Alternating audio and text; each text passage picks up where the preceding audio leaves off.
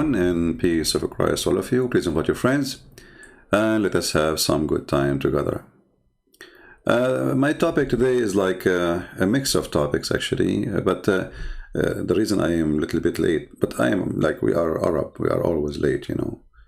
I mean, people go to the moon, we will go to the moon, but you know, we will be there, I mean, but late. But the Prophet Muhammad, he was there before everybody, remember that. Anyway,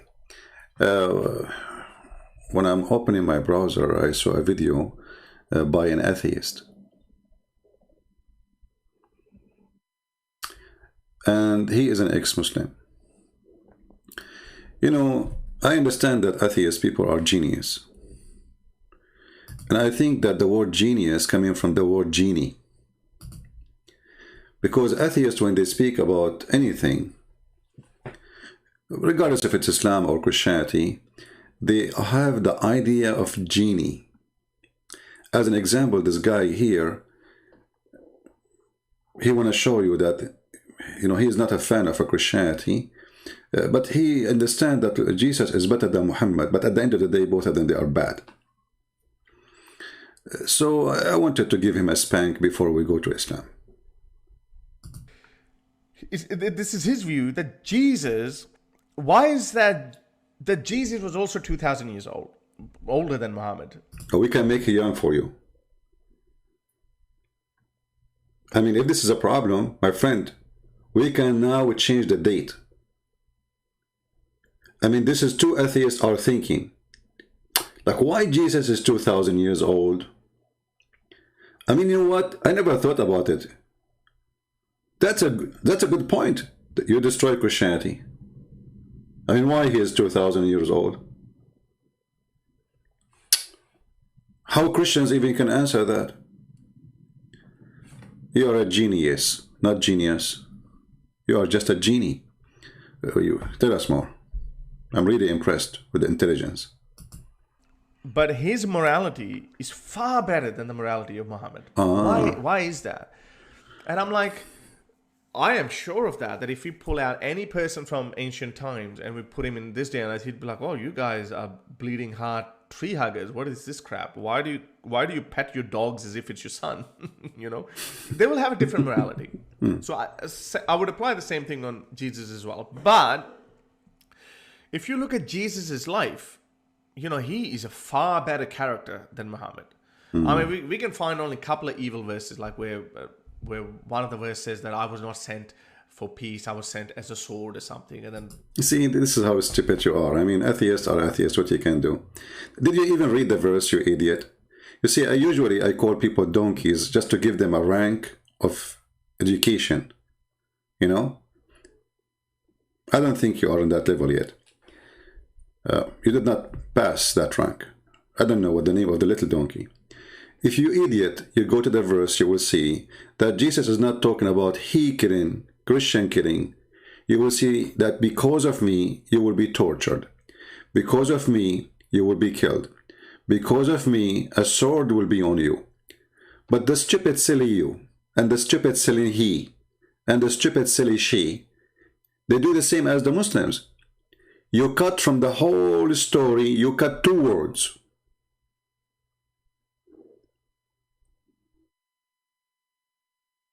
Did you even read the chapter? Obviously you did not. You see, isn't it a shame that you are a person who says you live in 2021 and you want to give an opinion of morality, opinion of education, but the educated person is somebody go and read the chapter and then he will see that he is no better than the donkey Muhammad. Because if we can go here and read the chapter, you will see that Jesus is not talking about I came to make war. He did not make the war. He said love your enemy, you idiot. But because people reject his teaching, and then they will kill those Christians who they believe in that teaching. This is why Jesus, he said, you know, when you talk about peace, you know, and if you go to a house, let your peace come upon it, which means Christians should come to any house with peace. If those people reject your peace, they don't want your peace, they kick you out, your peace will return to you. The same chapter.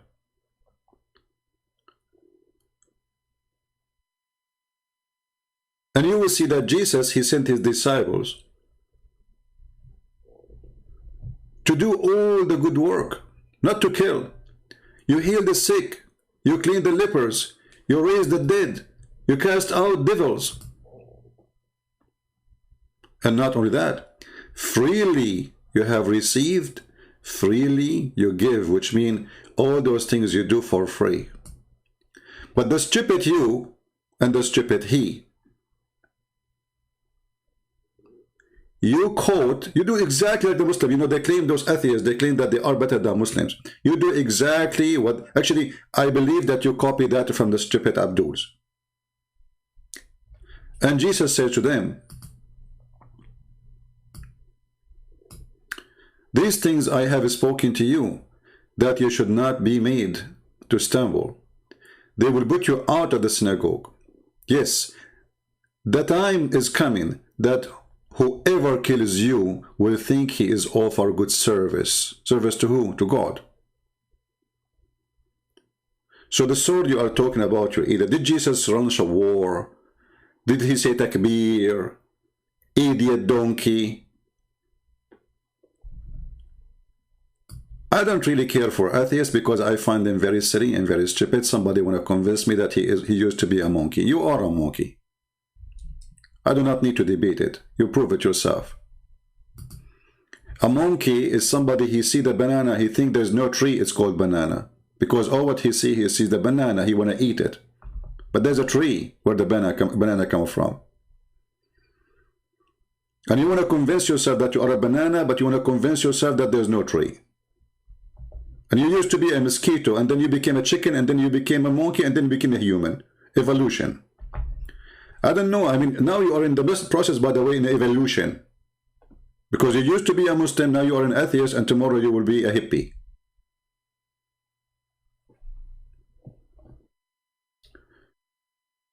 So, sometimes atheists are way worse than even Abduls.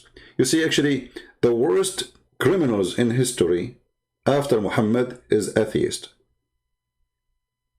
Go and see what the communists they did in the Soviet Union. Stalin used to sign every morning 4,000, 5,000 people to be executed every morning. Go and see what they did in China. And they give you speeches about morality and freedom. Nobody is dictator as you are.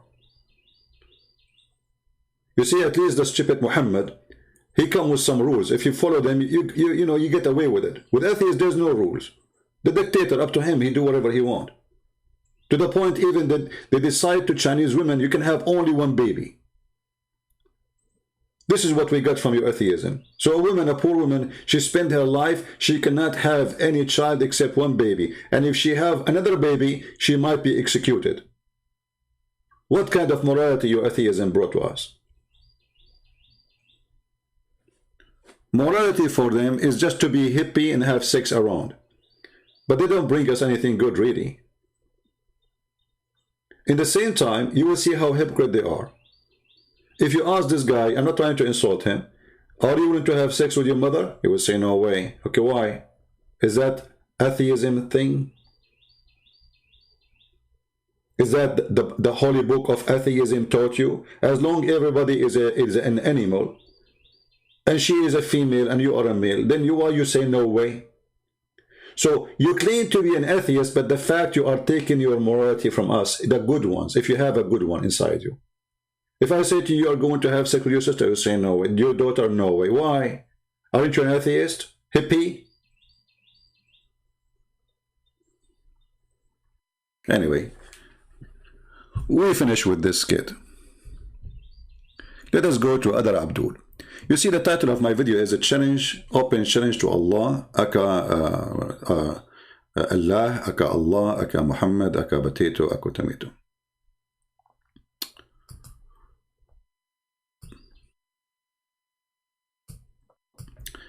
Those are the ones who teach people good manner. And those are the people who teach you about Islam. And those are the ones who have the knowledge. Yes, brother. But you know, when the Muslims they speak about the religion, I die laughing. not literally, metaphorically. Hello? Because now somebody will say to me, see, Christian Prince, he said, I die laughing. That's mean he claiming that he die every day and he come back. And as the same as Jesus, he said, I bring sword. Abdul, metaphorically, I die laughing. So this guy, you know, they call now Yasser Qadi Dajjal, and any sheikh they don't agree with each other, they call them Dajjal, you know, like Dajjal is a title for free, you know, Dajjal in Arabic mean liar, like big liar, like big fat liar, like big, so big, like big, you know, you can imagine how big it is. I cannot describe to you how big he is. So when the Muslim, they use the word Dajjal, they speak about the one who will claim to be the Messiah. So the one who claimed to be the Messiah, he is the biggest ever in line. And here I ask myself, why? So if I claim to be Muhammad, I'm not a big liar. Obviously, because anyone can be Muhammad. If you are a child molester, if you are a criminal, if you are filthy, if you are a hypocrite, if you go to the house of your son and flirt with the wife, you are Muhammad. Easy. But you cannot be Jesus. Listen to this. What the false Jesus can do. And then you will hear my challenge to Allah. You're thinking, what does that have to do with the Dajjal? Why did Prophet ﷺ say that? Because the Dajjal will come and pretend and claim to be Allah. And he will command the heaven to rain, and it will rain. And he will give life to the dead, and he will do some extraordinary things. Look at this. I mean, have you ever heard of a stupid religion more than this? If you ask this guy, okay, what is Al-Masih al-Dajjal mean? He will say to you, it means literally, the false Christ. Christ, the liar, which means he is pretending to be Christ. Okay. So how he is pretending to be Christ, and by doing that, he is pretending to be God. If in Islam the Messiah is not God. Are you getting my idea, guys? Are you understand what I'm saying?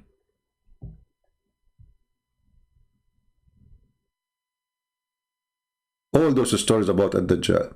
So Ad-Dajjal, he is the Muslim, they don't call him Dajjal. They call him, you see in the translation here, this is a false translation, they say the Antichrist. Muslims don't believe in such a thing, Antichrist. That is a stupid Photoshop to their books. Dajjal is the false Messiah, not Antichrist. All right, that's a very false translation. So, if the Dajjal is the false Messiah, how by claiming to be the false Messiah, automatically he claimed to be Allah? Any Muslim can tell me? Especially the one who is worried about him, and the one who will follow him is the Muslims.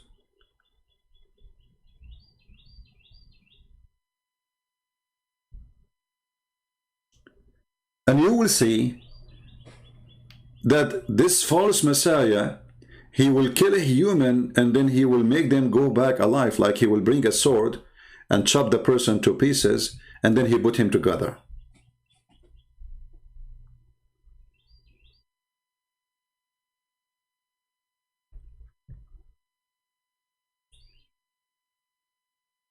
So when you claim to be the Messiah, you are going to try to convince people that you are the Messiah. So what you do extraordinary things nobody can do, because this is what the Messiah does. See, he is not doing what Allah do, because Allah can do nothing.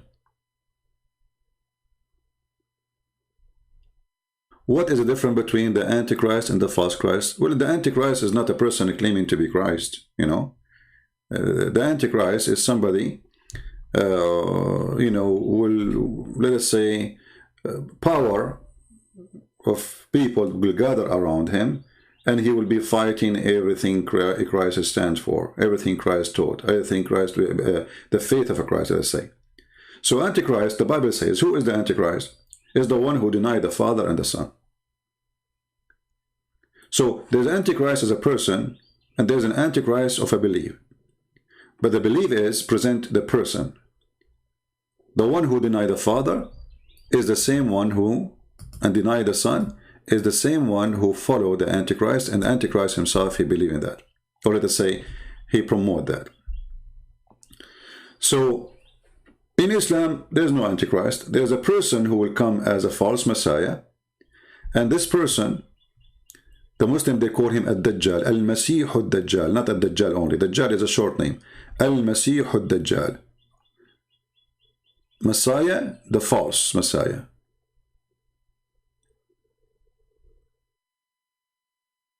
And all these stories in front of us is about this person, the false Messiah.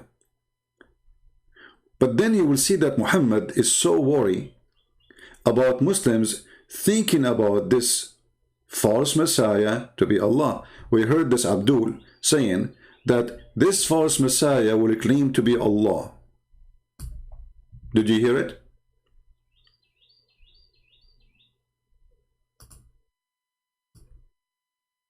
He is not just a person who will come and do, let us say, miracles, powerful things. No, no, no. He is not going to establish even a new religion. He will claim to be the God of Islam. So by claiming to be the Messiah, and this is here you see the stupidity of the founder of Islam. How the person claiming to be the Messiah, and how that automatically make him claiming to be Allah. Do you see the stupidity here? Because if the Messiah is a messenger in Islam, and the guy, he said, I am the Messiah. So the Muslims, even if they accept him to be the true Messiah, they accept him as what? As a prophet of Allah. Do you see the stupidity? The confused Muhammad, the false Muhammad, he mixed information together, proving to us that in a certain point Muhammad, he wanted to be a Christian, believing that Christ is God. Or he was trying to adopt the idea to be Christian. When the Christian rejected him, he became a Jew. When the Jew rejected him, he became a Sabian. So he tried his best to have a group to support him. Remember, he started with nothing, right? And his wife Khadija, if you remember, when Muhammad first time been squeezed like mayonnaise and no mayonnaise came out when he came from the cave, his wife Khadija, she took him to a priest. The Muslim, they say that Khadija, she was not a Nasara. Nasara is a Christian sect, which is like Jehovah's Witnesses, false Christian sect. Heresy. If Khadija was not Christian sect, false sect, why she took him to the priest? Because if she is not, then she is pagan, and then she will take him to a monk who is a pagan monk. Somebody he do witchcraft maybe.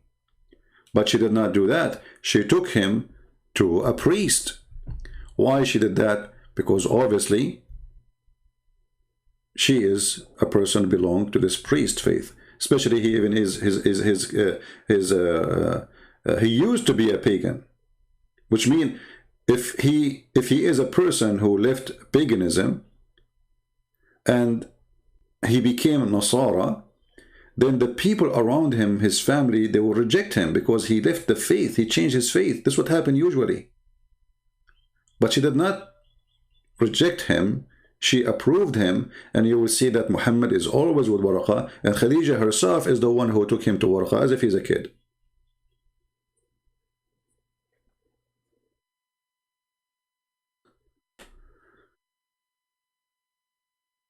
So my questions and my challenge to Allah, Aka Muhammad, Aka Abdul, Aka Sheikhs, all of you are Aka nothing. What in the world happening that somebody claimed to be the Messiah, suddenly the Muslim, they think he's Allah?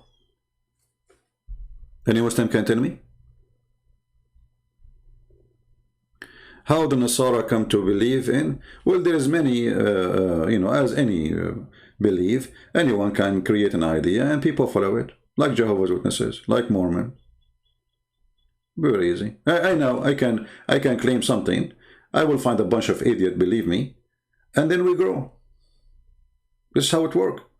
It's not like a there's like, if you go and read the history in example in USA, this is in this century, not like in 20 centuries ago. I mean, America is a new country as a civilization after the Indian. You will see there's many cults. Even some of them, they claim to be the Messiah. There's a guy, he used to be, I think he lives, I don't know where, Florida somewhere. He claimed to be the Messiah, and he have only women with the big breast around him. Like Muhammad, you know, he liked big breast. And he claimed to be the Messiah. And there's people, they come to him. And he died a few years ago. So if you think that's how this can happen, it can happen. There's right now, there's people, they worship Shaitan. There's a synagogue of Satan. Literally. Their God is Satan. They worship Satan. They wear black clothes, they put rings in their face, blah, blah, blah, blah, you know, and then they go to their, supposedly call it a church or a mosque, and then they pray to Shaitan. He is our Lord, you know, he is the Lord. Which is remind me of those people that Muhammad himself, obviously he worshipped Shaitan too. Because even the hadith says that Muhammad, he received command from the devil.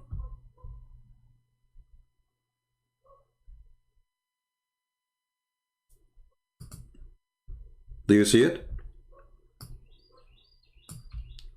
Muhammad, he said, there is none amongst you whom is not attached to the form of a jinn or a devil.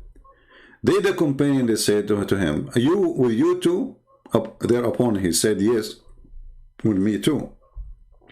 But Allah, he helped me against him, so I'm safe from his hands, and he does not command me but good. Do you see it? So we have a guy who say loud and clear, I receive command from Shaitan.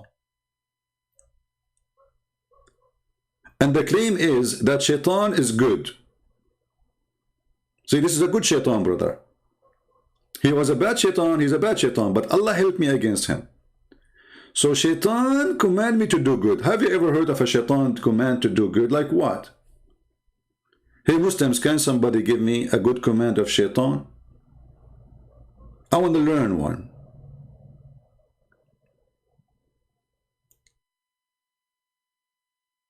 So we have a clear evidence that Muhammad, actually all the Quran confirmed that Shaitan, he worked for Allah, and Allah, he is just another form of Shaitan.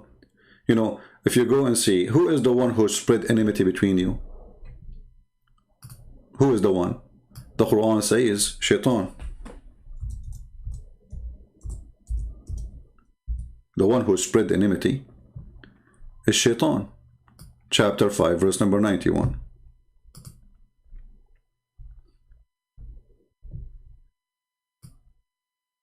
You see it? The same chapter saying that the one who spread enmity is Allah. Can you believe it? Twice. In the same chapter, it says it twice that Allah, he spread hatred and enmity.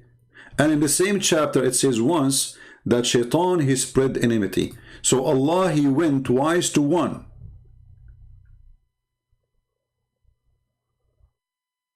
This is chapter 5, verse number 14. Allah spread hatred and enmity between the Christians. The same chapter. So we string them with enmity and hatred between one to other. In the same chapter, you will find in chapter 5, the same chapter, verse number 64, Allah will spread enmity and hatred between the Jews. So the Quran says, Shaitan, he do spread enmity and hatred once. In that chapter, Allah spread it twice.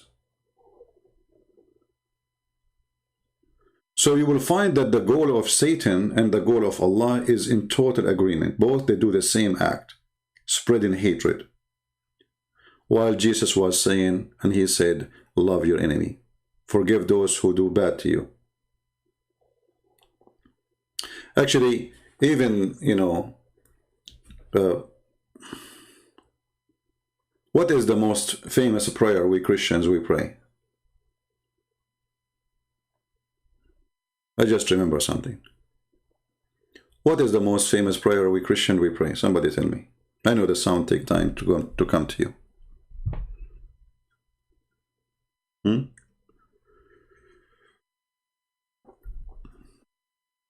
There's a famous prayer we pray. Our Father art of heaven.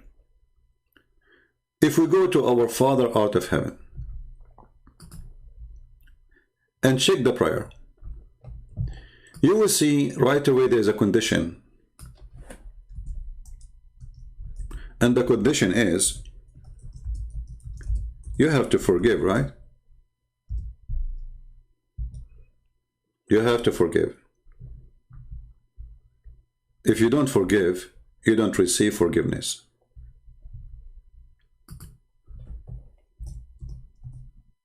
When Jesus, he said to us, pray like this, and he gave us that amazing prayer.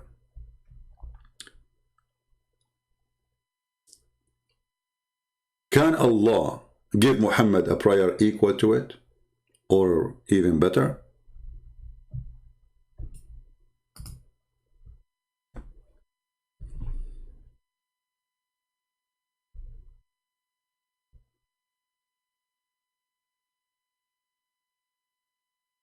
Any Muslim can answer us?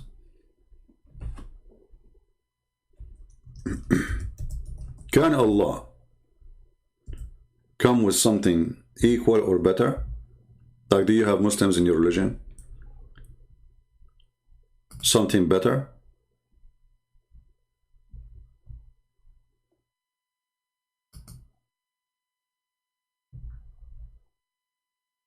If there's any Muslim, he can give us an answer.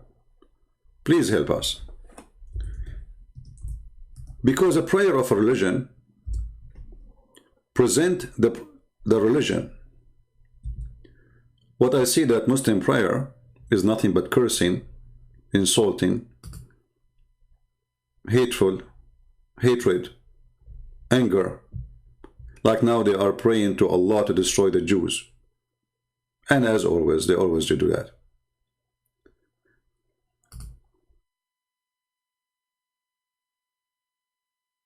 So while Jesus was teaching people to be good, to forgive to others, the Quran was speaking about revenge and killing.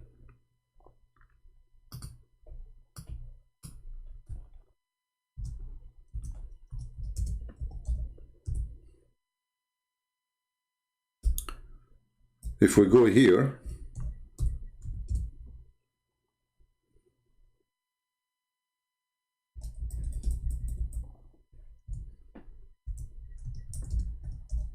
let's open this verse. All of Islam is about hatred and revenge.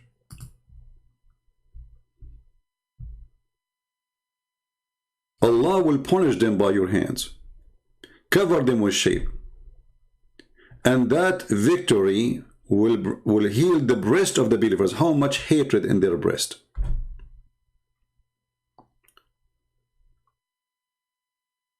And then if you go to the prayer of the Lord, which he taught us to pray, when he said pray like this, you will see how amazing, how beautiful it is, how simple, how nice.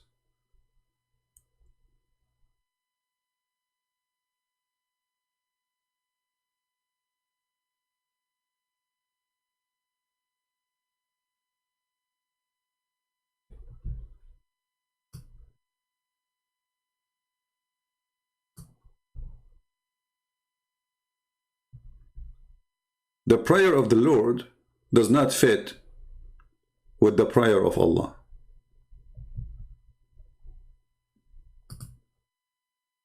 It does not, in every way, in every mean. However, actually, I remember that Muhammad, he wanted to be, Muhammad always is a thief. Muhammad always is a thief.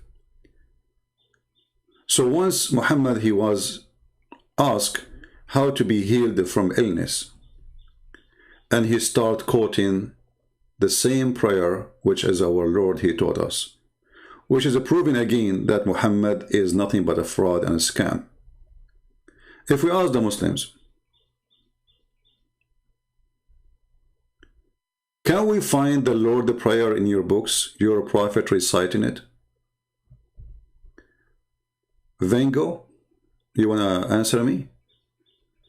Okay, who's holding you, Vengo? You wanna call me in Palto? If there is any Muslim would like to call me in Palto,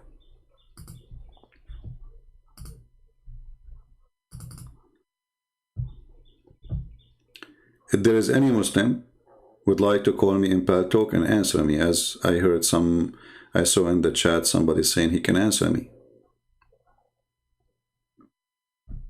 I'm opening my Paltalk now to give you an opportunity to prove us wrong.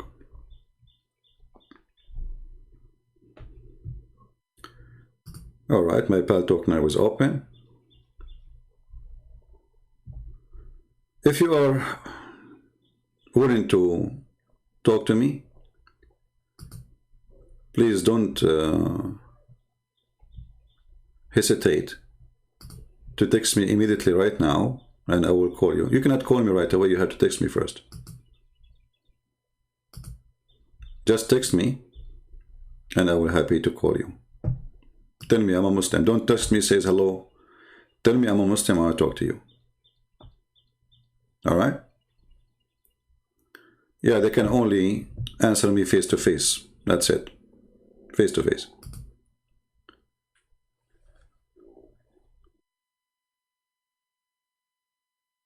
So the prayer of Muhammad is nothing but evil.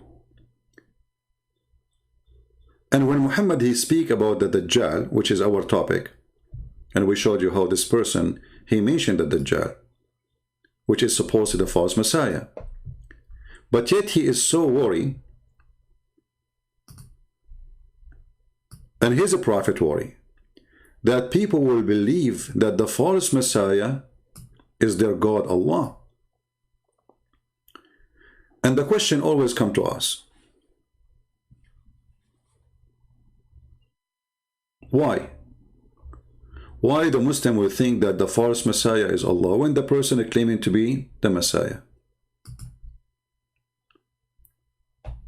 Please focus with me in the topic. Don't, always when you want to ask me a question, when I say there's any question we are done, you can give me questions that have nothing to do with topic. Because I'm not against you to ask you questions, but in order to answer a question that have nothing to do with the topic, we have to stop and switch. Right? So just try to make your topic now same my topic. When we are done, if we say who have a question, have nothing to do, we are done, you can give me your question. So I'm asking the Muhammadans, what is the reason for the Muslims to believe that the one who say I am the Messiah, that he's Allah? He is not saying I'm Allah, he's saying I am the Messiah. That's why you call him the Messiah, Dajjal. Unless you are saying that when he say I am the Messiah, automatically he become Allah, your God.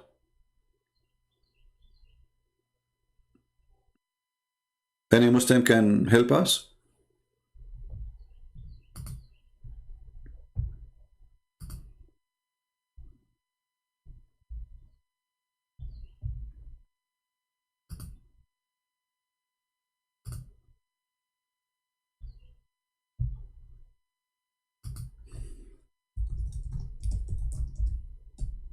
Anyone?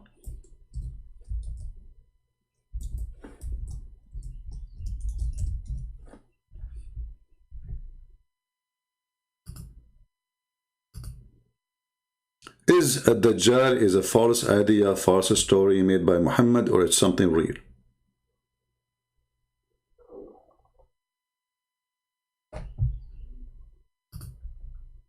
My Paltalk is open.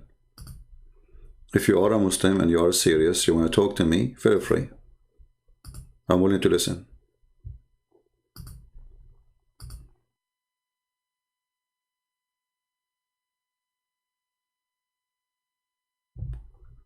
There's a Muhammadan in Pal Talk, but this is an old one from yesterday calling me coward. Let's try to call him. No, he is not online. You know, they call me coward. They challenge me when I am not online. Okay.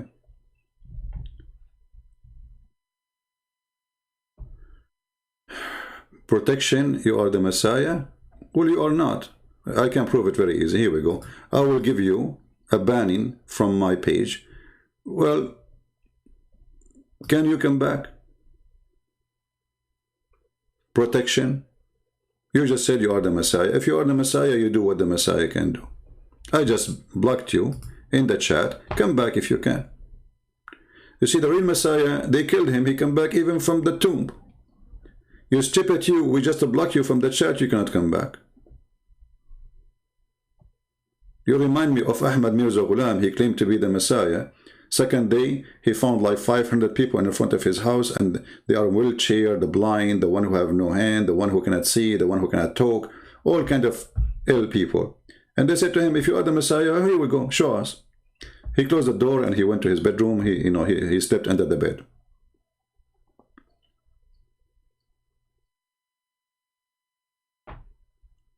Any Muhammadan can answer us? Why automatically, if some person claimed to be the Messiah and he can do miracles, amazing miracles, you automatically think he is God, when the person, his name is the false Messiah? Why you guys are laughing? Show respect. Come on, put yourself in his shoes. You know? Put yourself in his shoes. And if you are like bald, put yourself having the hair of Sam Shamoun. I'm just joking. You know, I love Sam Shamoun. Very nice person. Any Muhammadan? So, is it possible that because... Okay, so now if somebody says he's bald, is he automatically claiming to be Sam Shamoun? I mean, it doesn't make sense. So, this guy at Dajjal, his name is the false Messiah. So why in the world you Muslims will think that he's God? The heaven to rain, and it will rain, and he will give life to the dead, and he will do some extraordinary things. Stop. But how he can do that?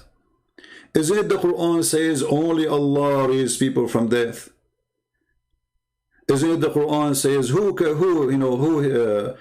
bring people from death but Allah? So how this person, the false Messiah, he can do that? All right.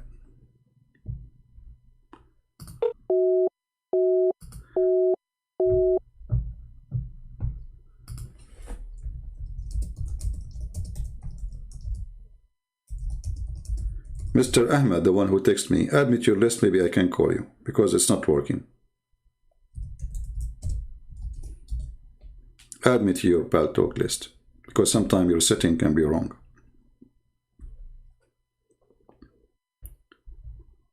Any Muslim can tell us what is? This is a challenge to Allah. If only Allah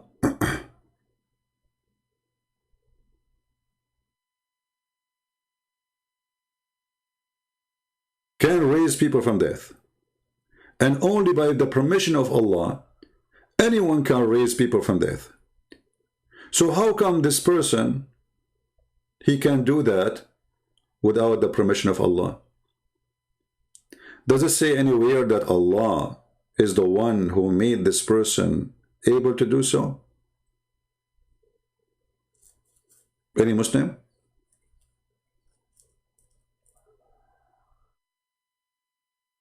Even the story says that this person, he can cut a person to pieces and then he put him together.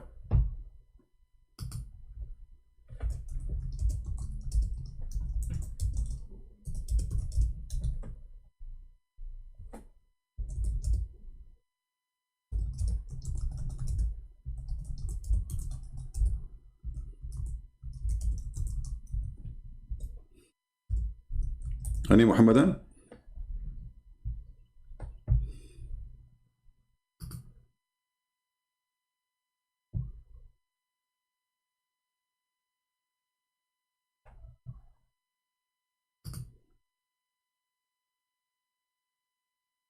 Who is the one wearing burqa? You see, the Muslims, all of them, they come with excuse saying we debate Christian prince only face to face. And I say to them, I don't go anywhere. I sit in my place, in my home, drinking my coffee. Here we go, it's my coffee. And you drink your camel urine, and we can debate. What this challenge is about. This is an act of cowardness, avoiding what will happen after. A person who he trusts his God, that he have answer, there's no need to say face to face. I mean, here we go, we are talking. And not only that, here we can show reference, not like an over a table and you talk, I talk, and philosophy.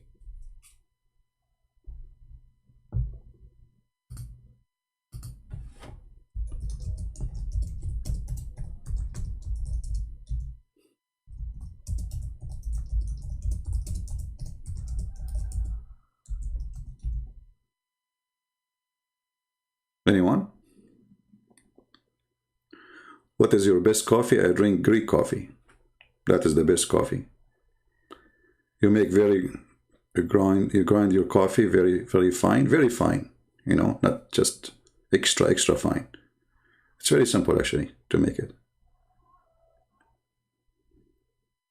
Heavy duty coffee. Once I have my neighbor, he said, let me try it. And then he called me like around 2 a.m.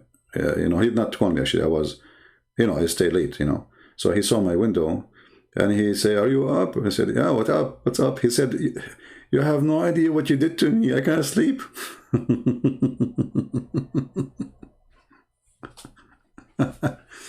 So Muslims, drink your coffee and try to think about it.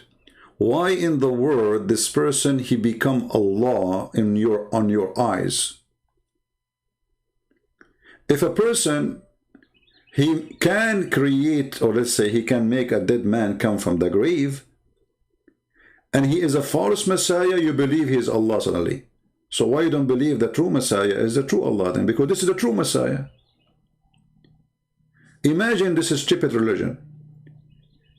There is Djupet prophet, come with this Djupet idea, that a false person who claimed to be the Messiah, he is fake. And then he do miracles. And then because he do miracle, they will think he's Allah. But he's saying, I'm the Messiah.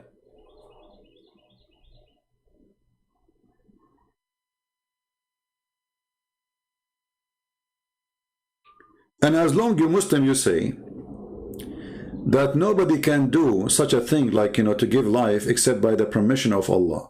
Did Allah give the permission to the false Messiah to raise people from death? Who is a Muslim want to answer me? Anyone?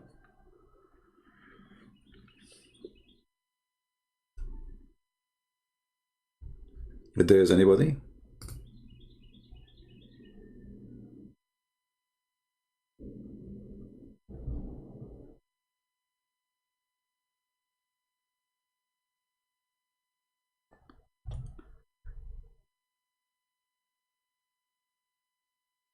We don't use Skype, we're using Paltalk. Anyone?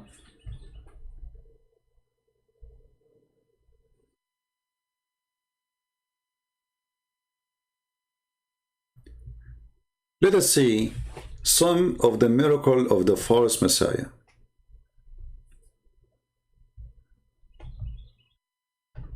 Some of his miracle.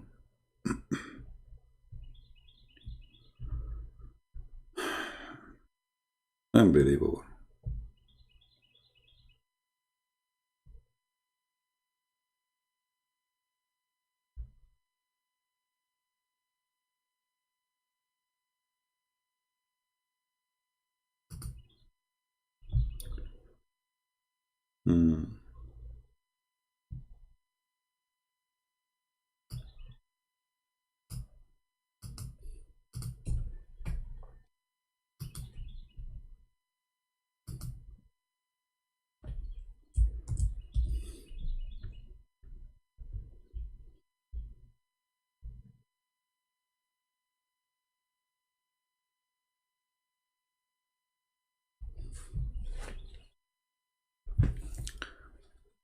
Where is the Dajjal? Let us see the Dajjal.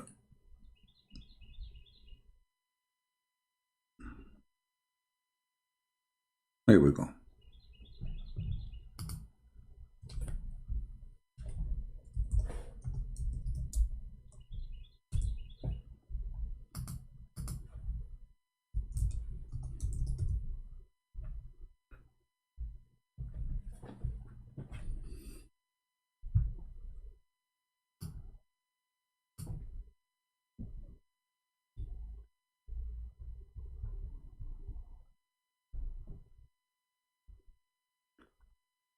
What the false Messiah would do? Muslims.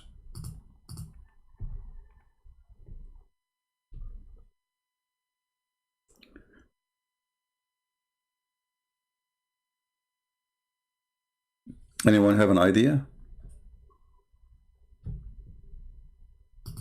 Is it true that this person, he will order the rain to come down and the rain come down? He will order trees to come out and trees will come out.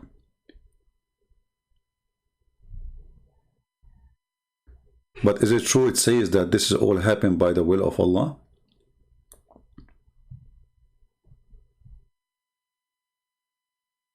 Is that by the will of Allah?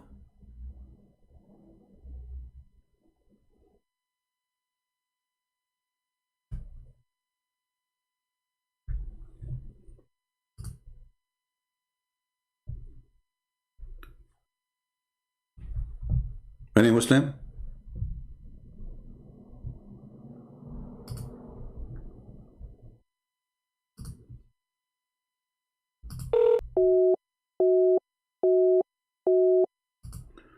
Well, for some reason, Ahmad, it says you need to update. I don't know, the update thing.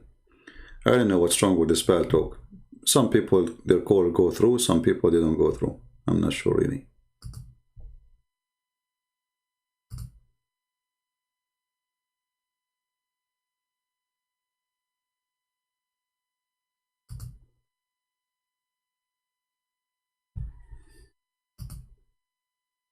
Any Muslim? Who is the one going to give the Dajjal the power to the point he do what Allah do? And remember that Dajjal is claiming to be the Messiah. And remember that your Muslim will think he's Allah. And remember, he looked like a man. Yet remember that you will think he's Allah. Abu Bakr reported that the Prophet saying, the terror of Ad-Dajjal, not the Antichrist, will not enter Medina at that day, and it will have 7 gates. Muslims, at that time, the Medina will have 7 gates. How many gates you have for Medina now? There's no gates. What gates? Your prophet prophesying in the future, because this will happen before Judgment Day, that when the Dajjal come,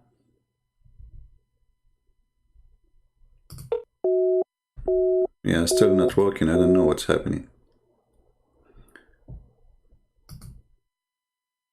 I don't know.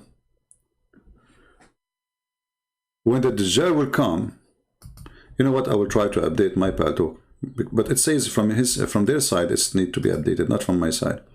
But I will just do it for the sake of maybe. You never know.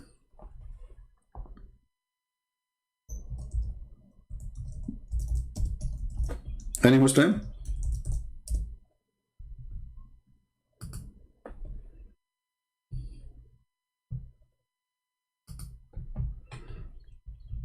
Let me delete my paltalk for a moment and install it again. Maybe the problem from my side, I'm not sure. You know, this stupid program. And if we use Skype, the problem with the Skype is there's no good control. When I receive a call from somebody and the Muslim, they see that he is almost leaving Islam, right away they will start calling by hundreds to drop the call.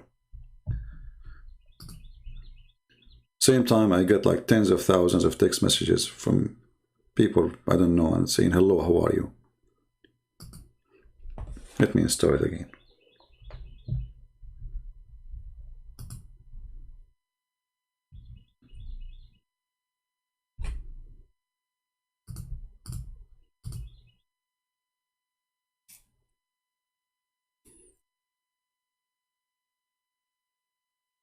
Come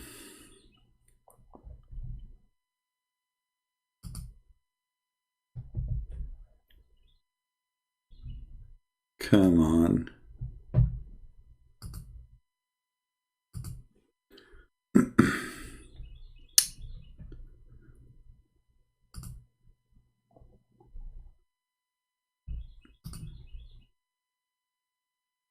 This program used to be the most perfect program actually for chatting.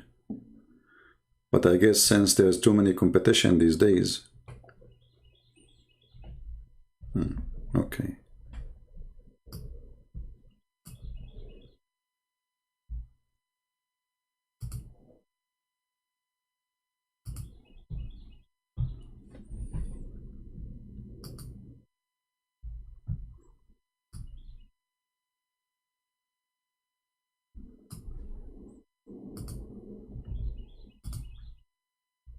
We're trying to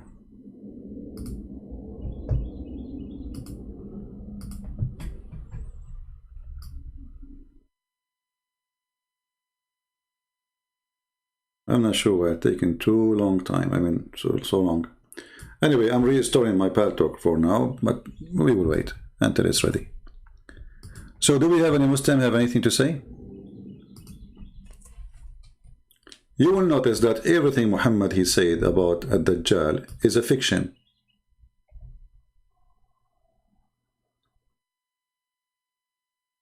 And why in the world this person will claim to be the Messiah don't claim to be Muhammad? And why the Messiah is coming back and not Muhammad coming back? And why the person who claimed to be the Messiah, he is going to do amazing miracle in order to like, I don't know what the word in English to say, like in person, or what word we would say, like if somebody trying to be somebody else, to steal his identity, impersonate. I'm not sure, you know, my English is not good. Anyone? Why he chose the Messiah? Is that because when you choose the Messiah, you choose the most powerful person in the world, and that will make people believe that he's God?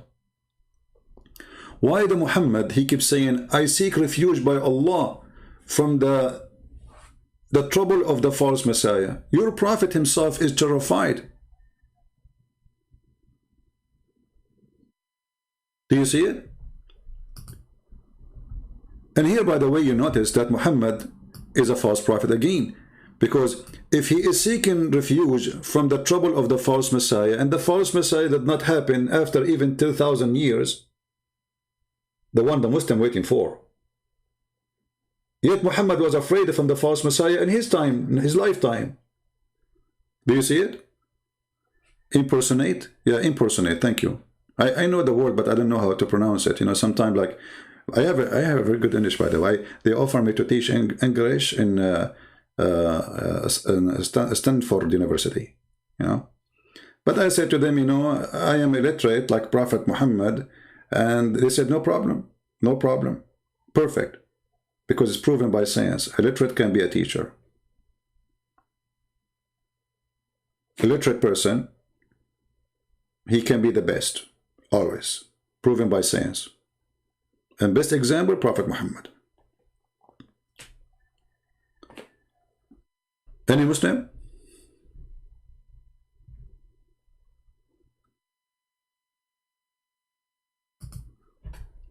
You come to the conclusion that my pal talk probably not working? Don't think about it too much, man. I just installed it, and now we said that already. So Muslims, why Muhammad is afraid of the false Messiah?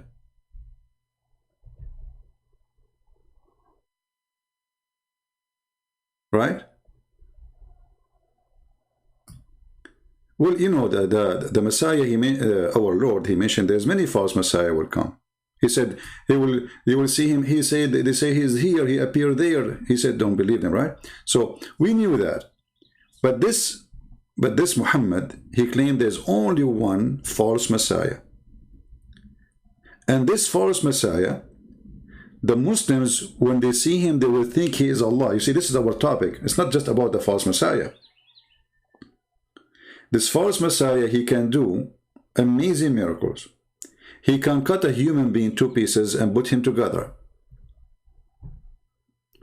And Muhammad is so paranoid about him.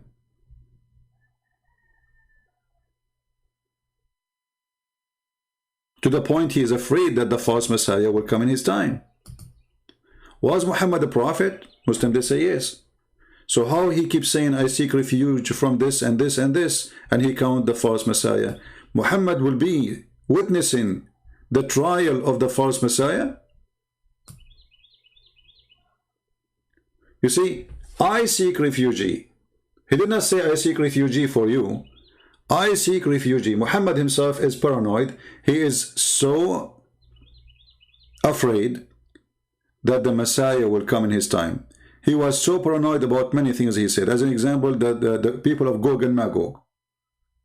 Once he woke up from the sleep and he says, we for you Arab, because the Gog and Magog, they open a hole like this, and he made a hole in his hand using his fingers.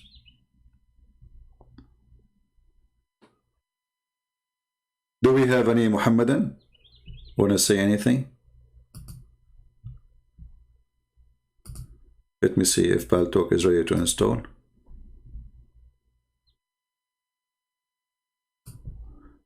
Okay, finally it's ready to install it and install it.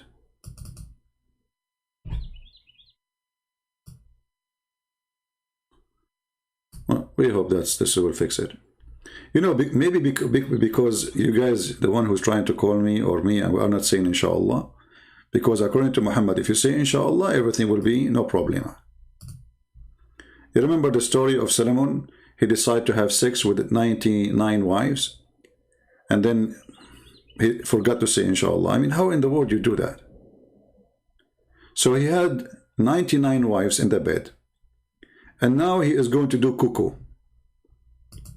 He took off his pant and he started doing the job. And the purpose, brother, is to make, brother, babies that will do jihad.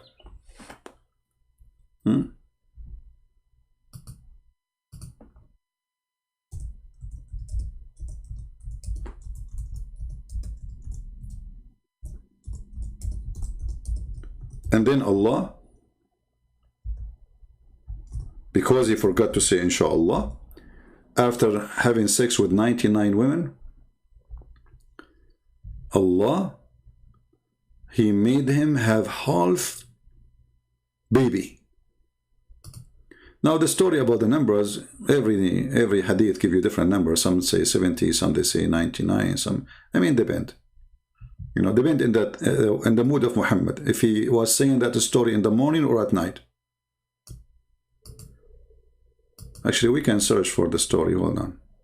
I'm installing Paltalk. I'm reinstalling again. Just hold on. Here we go. Paltalk is done. We will open it.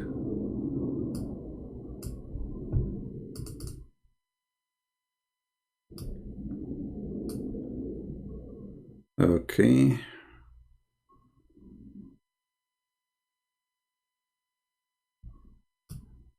So according to Muhammad's story, as you see on the screen, Muhammad said, not me.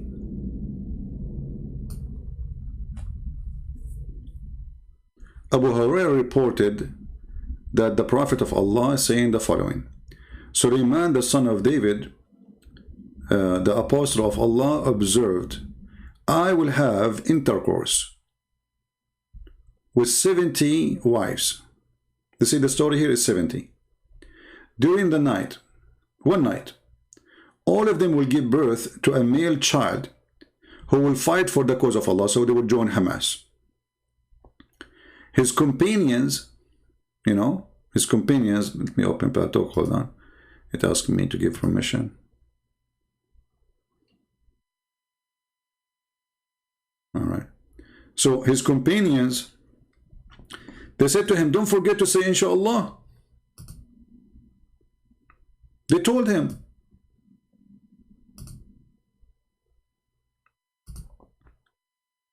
But Sulaiman, he did not say inshallah. Big mistake. How you start using your penis without saying inshallah? A good Muslim believer, he don't do that. Any truthful Muslim, he will never use his pistol without saying inshallah. So this Sulaiman, a'udhu billah, he start shooting 70 women in the bedroom, and his target is good target for the cause of Allah. But my friend, even if it was for the cause of Allah, you have to say inshallah before the intercourse. So when his companion, they said to him, don't forget to say inshallah.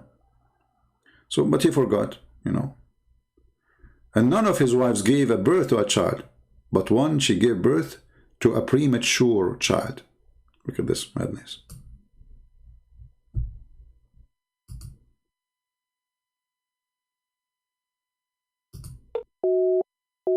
Yeah, still the same, my friend. Mr. Ahmad, the one trying to contact me, I don't know, I'm trying to call you, it's not working, my friend. Okay, let's see this person.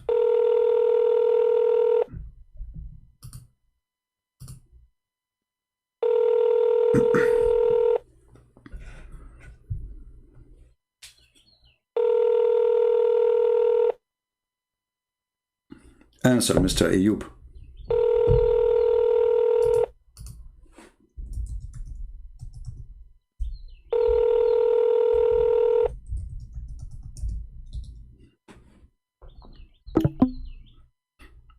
He's not answer.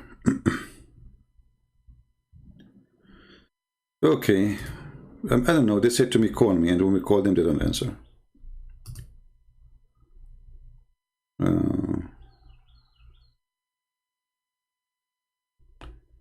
Somebody's asking, can you refute a Muslim about Jesus does not know the hour? Well, the answer for this very simple. You see, if you read the same chapter where Jesus said, only the Father know the hour, but Jesus, he said, when those things happened, I will come. So he knew the hour.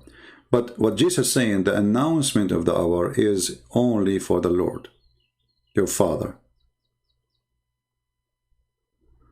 The Lord, the Messiah, saying that my Father, your Lord, he will announce it. And he is the one who make the decision. But I am the one who do the judgment. So in Christianity, the Trinity is very simple. The Father, he gave the Son. Let us say, we divide the responsibility. I decide, I announce my decision about the hour. You do it.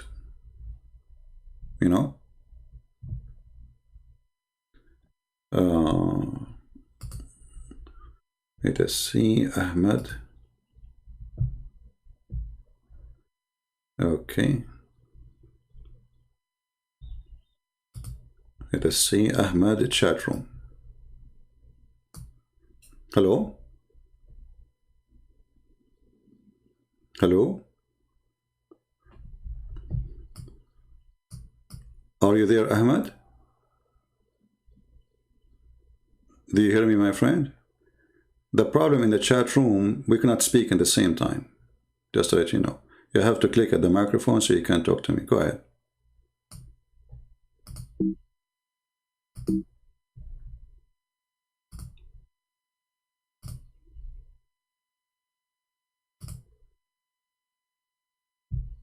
Are you there? Well, obviously, this is not working. Let us see Mr. Ayub again.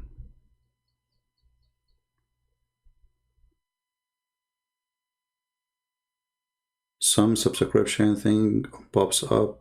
Can you call again? Yeah, it's free. It's free.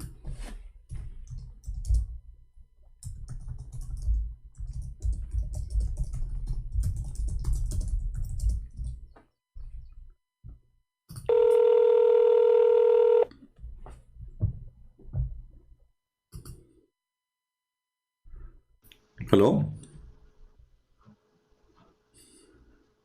Hello? Hello? Yes, Mr. Ayub, you are live on air, my friend. What do you want to say to us? I don't know if you were listening to the topic. Did you listen to the topic? We are live on air. Yes, I just joined in. All right. So what do you think about the Dajjal story? What is the story? Why the Muslim will think that Dajjal is Allah when he comes second time, when he comes at the end of the time? No, Muslims don't think that. Muslims don't think that? Who Where say? you get that from? Okay, I want you to listen. No, look, listen. Okay. I will explain it to you, yeah? Okay, before you explain, let's make it clear for you. Okay, before you explain, because we don't want to waste our time and your time, you know, my friend. So listen to this video. This is your brother. He is a sheikh, you know, and he's explaining what will happen that, you know, people will think he's Allah. Why? Because simply this person, obviously, he will do a lot of things. And there's, you know, tons of videos on the internet. You can watch them, and even I can show you what your prophet said. So let us see what this person will say. Dajjal will come and pretend and claim to be Allah, and he will command the heaven to rain, and it will rain, and he will give life to the dead, and he will do some extraordinary things. Did you hear it? The Dajjal will come and he pretend to be Allah. What do you say? Wait, it's I have delay. You did not hear the sound of the person? No, wait. Okay, hold on. I think I need to play on my phone. Oh, no, it's okay. I will make it work for you. Hold on. I think because I'm using the microphone, my microphone, I have to unblock my that will be a problem if I do that. Let us see. Okay, you know what? Forget about this guy. Let me show you what your prophet said. Did your prophet say that he's afraid that the Muslim will think he's Allah? I don't think so, no. All right. No. I will give you a hadith. You can open it on your side if you want. Or you can see it on my screen if you want. Just to be sure to mute Paltalk so we don't have double voice. This hadith here in front of me, and I will post it for you. You can read it in your Paltalk, and I will give you even the link. It says that... But you need to show me Sahih, yeah? Yeah, Sahih. Show me... Yeah, this is, you know, I know Islam is full of weak things, right? I mean, you are saying... No. You need to show me from Sahih only. If you don't show me Sahih, I don't want to see it, okay? But this is weak, so what we would do now? Yeah, if it's weak, then I don't want to see it. So what weak mean? What weak mean? What do you mean by weak? What does that mean? If scholars say it's weak, then I don't accept. So what does that mean? When you say the scholars say weak, what does that mean? If you show me hadith, you need to show me authentic. I understand. What weak mean? If you don't show me authentic, then I don't accept. But what weak mean? Does it mean like fabricated? Yeah. So you Muslims, you write in your books lies about your prophet? No, who say that? No one say that. You just said it's fabricated. No, I say if it's not authentic, then it's fabricated. Okay, who is the one who wrote this fabricated story in your book then? Isn't it you Muslims? Who is Al-Bukhari? Who is Muslim? Who is Ibn Majah? They are scholars. Huh? Okay, so why they are writing those stories? You just said it's fabricated. Why you Muslim, you write fabricated story about your prophet? No, but I say to you, if they rate the hadith. But if it's fabricated, why they are writing in their book a fabricated story? They should say this is garbage. We throw it away. We will write what is what the point. Who say that? Okay, listen. Who say that? Okay, no problem. Listen. Well, listen. No, listen. This is a sahih hadith. The hadith I just mentioned to you is sahih. So let us stop playing the game of weak. I wanted to show the people anything we show the Muslim right away, they say it's weak. Anything is they don't like, they call it weak. They don't even know what the hadith is about. Maybe they never even heard of it. Anything they don't like, they say weak, just to throw it away. Okay, so now listen. So listen. This is sahih. So what we will do now? You're a prophet saying, I am afraid that you are going to be confused and think that the Dajjal is Allah. I say to you that the Dajjal is as the following. He described him that he is short, He is fat. He Okay, is. sure. Huh? Show me the hadith. I give it to you. scroll down. I give it to you in Paltalk. I give it to you in Paltalk. You can read it there too. Wait, I need to see the hadith. Hmm.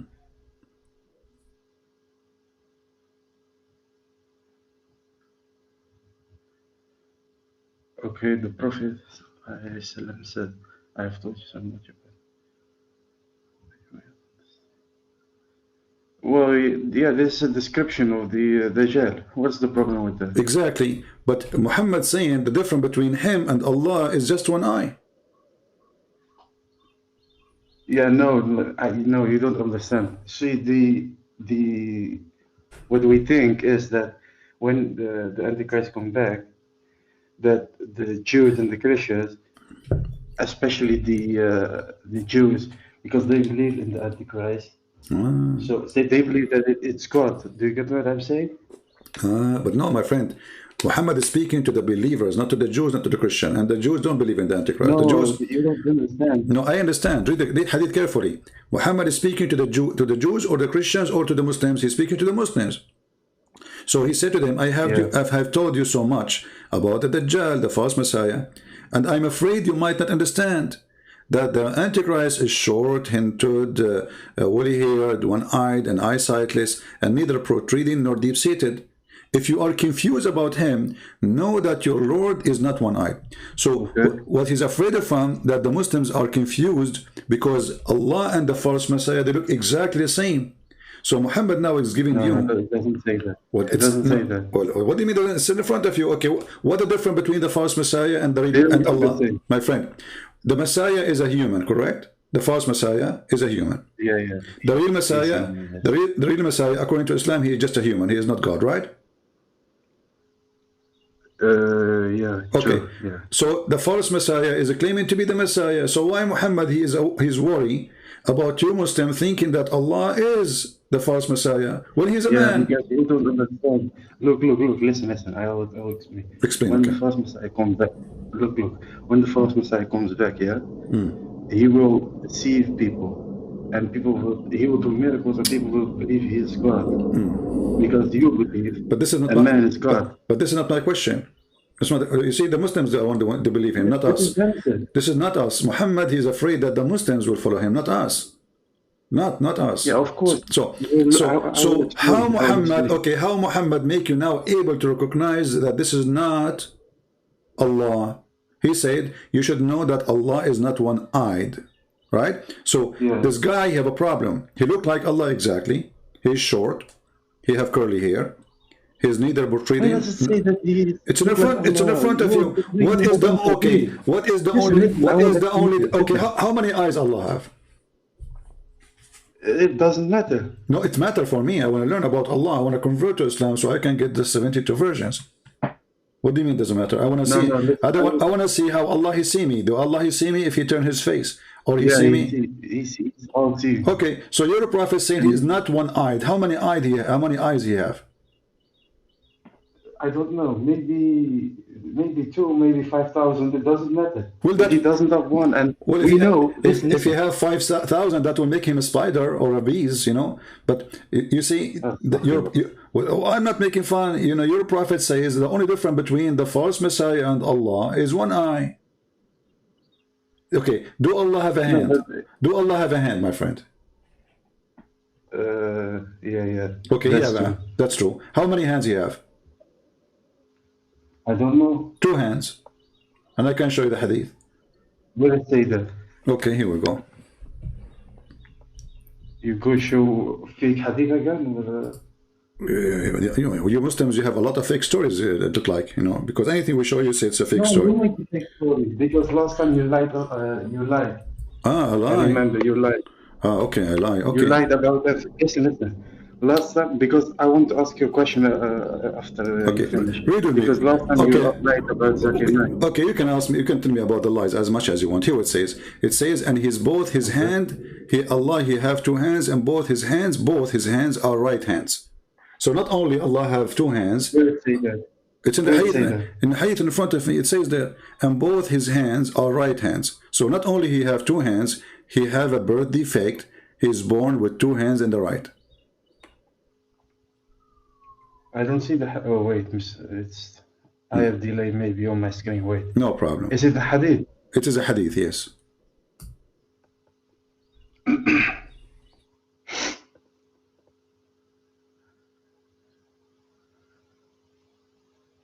Wait. Okay, I see it now. Okay, those who are just.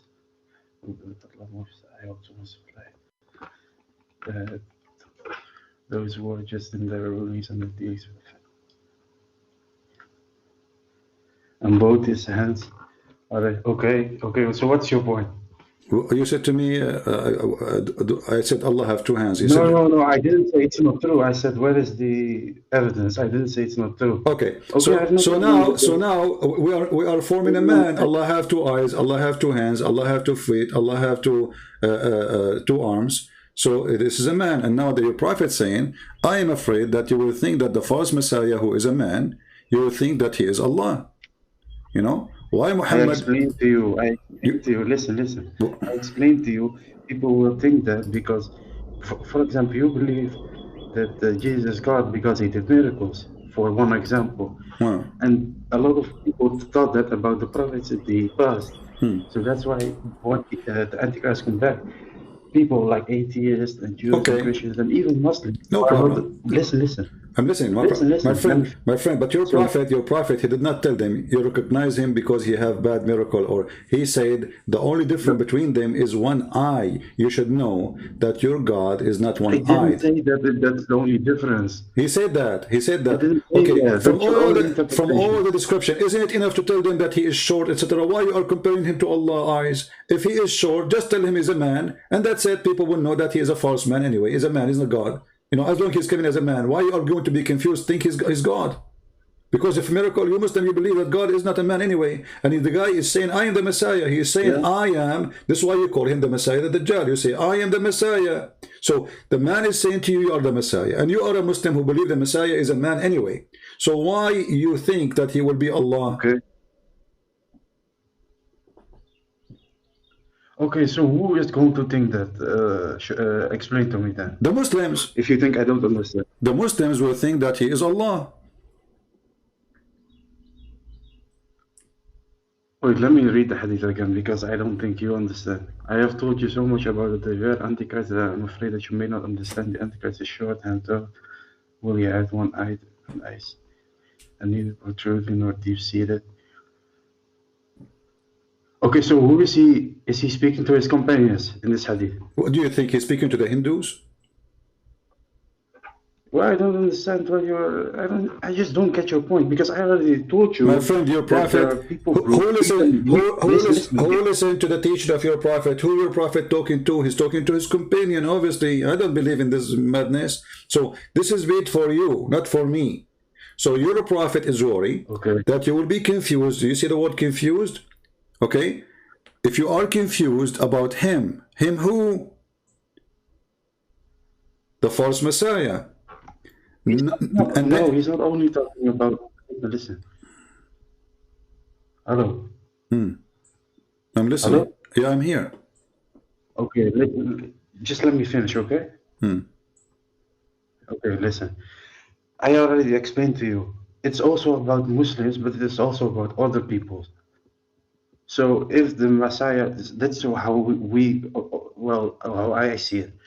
If the Antichrist come back and he will do miracles, because it's also in other hadith that he will do miracles and people will follow him and people will see him as God. So also it's talking about that Jews and Christians, etc., will follow him, but it's also said that Muslims who are weak in their faith will also follow him. So I just debunked you already with that because you said it's only about Muslims. So what you got to say to that? I told you it's in another hadith. I don't remember which one it is, but to be honest with you, your answer reminds me of a Prophet Muhammad. There's a guy, he is blind. He come to his house and then he said to his wives, cover yourself. And then the women, they said to him, the wife of Muhammad, they said, they said to him, but he's blind, he cannot see us nor recognize us. He said, are you blind too? So I am saying the same to you. So now you are saying to me that this hadith is for everybody, not only for the Muslims. And Yeah, there's some for everybody, because the Quran is okay, for all mankind. okay, hold on, and then the only way to prove that this false Messiah is false is Allah don't have one eye. What does it have to do with Allah have one eye or two?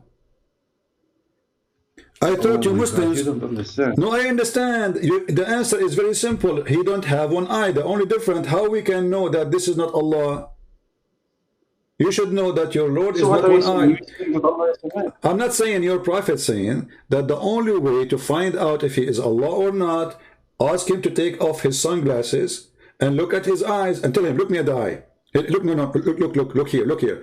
And if he have one eye, that means he is not Allah. He have two eyes and they are fine. This is Allah. That's what he's saying.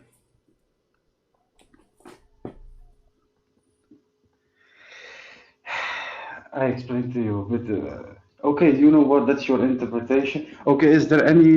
What is the interpretation for this from Okay. other people? There's no. Hold on. Okay, hold on. I will make it simple for you. The Messiah, the false Okay, Messiah, he can cut a person into two pieces and make him alive again. How he can do that? Well, by the power of God. So the false Messiah worked for Allah. What? What are you talking about? You just say to me. Are you talking about the false Messiah or the real one? I just say to you how the false Messiah can cut the pieces, a person two pieces, and he put him together again. You said the power of God.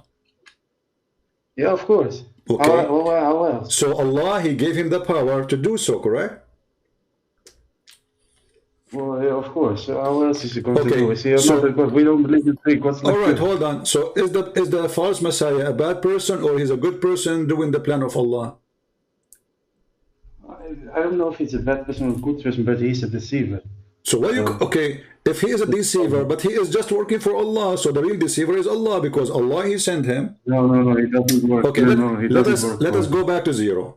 Who is the one who gave for Shaitan. the power to the false Messiah to make people come back to life, to command the rain, command the ground? Even he can ask the ground to bring gold out, and the gold and jewelries will come out. So who is the one who gave him this power? I want the answer. Yes, Allah will give him the power. Allah gave him the power. So what's your point? How does it make Okay, Islam false? What's your point? this bad person, he's not exist now. Allah one day will create him, and then he will give him the power, and he will send him on us, correct, to do bad, correct? Okay, go on. I want to understand your point. So Allah is doing his best to deceive us, correct? Allah will send us a trick. No, that's not true. What do you mean no? That's no? not true. Okay, okay, let's go back to zero. That's not true. Okay, let's go back to zero. Who is the one who gave the power? Who is the one who gave the power for this person? Like in Christianity, let me help you. In Christianity, God created Satan, but he created him as an angel. So the power he gave him, he did not give him the power to be a Satan. He gave him power to be an angel. In Islam, the story is different. Okay, hold on. Here we have a person. He right now doesn't exist. Later, Allah will create him. We do not know when. Maybe now. Who does not exist? Allah will create Who does him. not exist? Who is the one? Who is going to create this Dajjal? Dajjal, who created him? No, the Dajjal, he already exists. What are you talking about? He's already exists. Where? No, it is in another hadith that he's on an island. He's what? He's somewhere already. He's locked up. Oh, he's locked up. Okay, I don't remember the hadith, but I'm sure it's authentic. Yeah, I remember the hadith. That was a genie, as I know. But I know anyway. So let us say I will go with you. So the Dajjal is already exists and he is locked up. Okay, who is the one who created the Dajjal? It's God. Okay, and who is the one who gave him the power to make those miracles? It's God. Okay, and God will let this Dajjal come on So what are you us. doing? I don't know. Can I say God is bad because he gave him the power to do that? Your logic is flawed, bro. Honestly. Okay, you know what? I will change my logic. I will switch my logic upside down. Okay, hold on. Okay, hold on. I will switch my logic upside down. The Dajjal is locked up by who? I don't know. What do you mean you don't know? Like, you know, It's not relevant. you know he's in jail, but you don't know which jail and who is the one who arrested him? No, he's not in jail. He's just on an island by himself. Oh, an island. I wish, man, I wish that is me. He's fishing there, huh? Like an island, the coconut tree. So he's you remind me of an angel. His name is Futros, which Allah, he broke his wings and he sent him an island which is isolated because he commits sin. You know the story about Futros? No, I don't know. Where is that? Sorry. Yeah, maybe later we will talk about it. Leave Futros alone, because now I feel sorry for him. Allah, he broke his wings and he put him in this island, and it's very hot there. There's a lot of coconut, by the way. It's fun, but there's no beautiful girls there. So, so when your prophet, he said those stories to you, and you said to me that he is locked up in an island, where your prophet getting those stories from? What are you talking about? It's from God. Allah told him that? Everything. Listen. Because you are a deceiver, Allah. Listen, I will tell you something. Yeah. Everything that the Prophet did, he did not by his own wisdom. He did by God's wisdom. He did what? What? So all these. What? What? Well, I don't understand what the Prophet said. I don't know. I said to you, because you say, where your prophet getting his stories from? You said from God. Where God he said that to him? Can you show me? The Quran in front of us doesn't say anything of this. I don't know. I don't know if it's in the Quran or in Hadith, but somewhere it says that everything the Prophet did, he did not by his own wisdom. Okay. Everything he did, God. Okay. I want to show you. You mentioned to me that the Dajjal is in an island, correct? Yeah. Is it true that the Dajjal was a pirate? What? He was a pirate of the Caribbean? Are you trying to make a joke? No, no, I am not. Here we go. Okay, here we go. It says here that there's a story that at Dajjal, he was sailing in a boat. He was sailing in a boat with 30 men. And they are from certain tribes. What are you talking about? Listen, I will explain to you. Because you don't know where you're talking. The hadith in the front, my friend, the hadith is in the front of me. Don't tell me what are you talking about. Ad-Dajjal was sailing. Where it says that? This is in Sunan Ibn Dawood. And this is Sahih. So don't play the game of weak again. Yeah, but it's a long hadith. I don't see. Yeah, it says. It's a long hadith. It says Sahih hadith number 4326. 4326. Okay, where it says that? Okay. It says here we go. Okay, read it for me then. I don't see it. Okay, hold on. Give me a second, please. Go on. Because it's a long hadith. Yeah, it's a long hadith, you are right. I mean, everything Muhammad says is very long. The only short is his logic. So here it says, Alhamdulillah. His logic is short, they say Alhamdulillah. Wonderful. Okay. He says, then, I didn't say that. I didn't say when. Okay. What I was telling you about the Dajjal, listen, what I was telling you about the Dajjal, he told me that he said with 30 men of Lachem and Judam or Jadam, you know, and those are supposedly people from like a tribes or etc. And then they were stormed and tossed for a month, and they drew near an island. When the sun was setting, they sat in a boat nearest of them, and they enter an island, where they met by a very hairy beast. Look at this story, how beautiful it is. Are you with me, my friend? There's a very hairy... Where is this hairy beast? I don't see that. It's in hadith in front of you. And remember, you are the one who told me about... Yeah, you... My friend, isn't it you who told me about... Maybe I am behind. Yeah, but you are the one who remind me, right? You said to me that he's an island, etc. This is the island story. So so he was in a boat, and then the boat, there is a storm. And then the storm, they throw them in an island, and inside there's a woman, but she is very hairy, you know. And then they said, we to you. They said, we to you. What can you be? Like, you know, she's so scary, man. I replied, I am a jassasa. Do you know what a jassasa is? I am the jassasa. So what does it mean? You don't know what a jassasa? Does it mean I'm the jet? Huh? Does it mean I'm the jet? No, but the Dajjal, he discovered it. Now the Dajjal is in a boat. The Dajjal is in a boat, and then the storm took him to an island, all right? And then there in the island... So I was right. I was right. Okay, so is that a fiction story or real story? Why should it be fiction? I told you before that he was an island. So if he went on a boat and they got to an island, that fits in the story. So it's no contradiction. It fit with the story. Yeah. Okay. Well, let us guys. Maybe he got on the island. Okay. So this is the Dajjal. He went to an island, and then in the island he said to them, Yeah. "I am the Messiah." Right? Okay. Okay.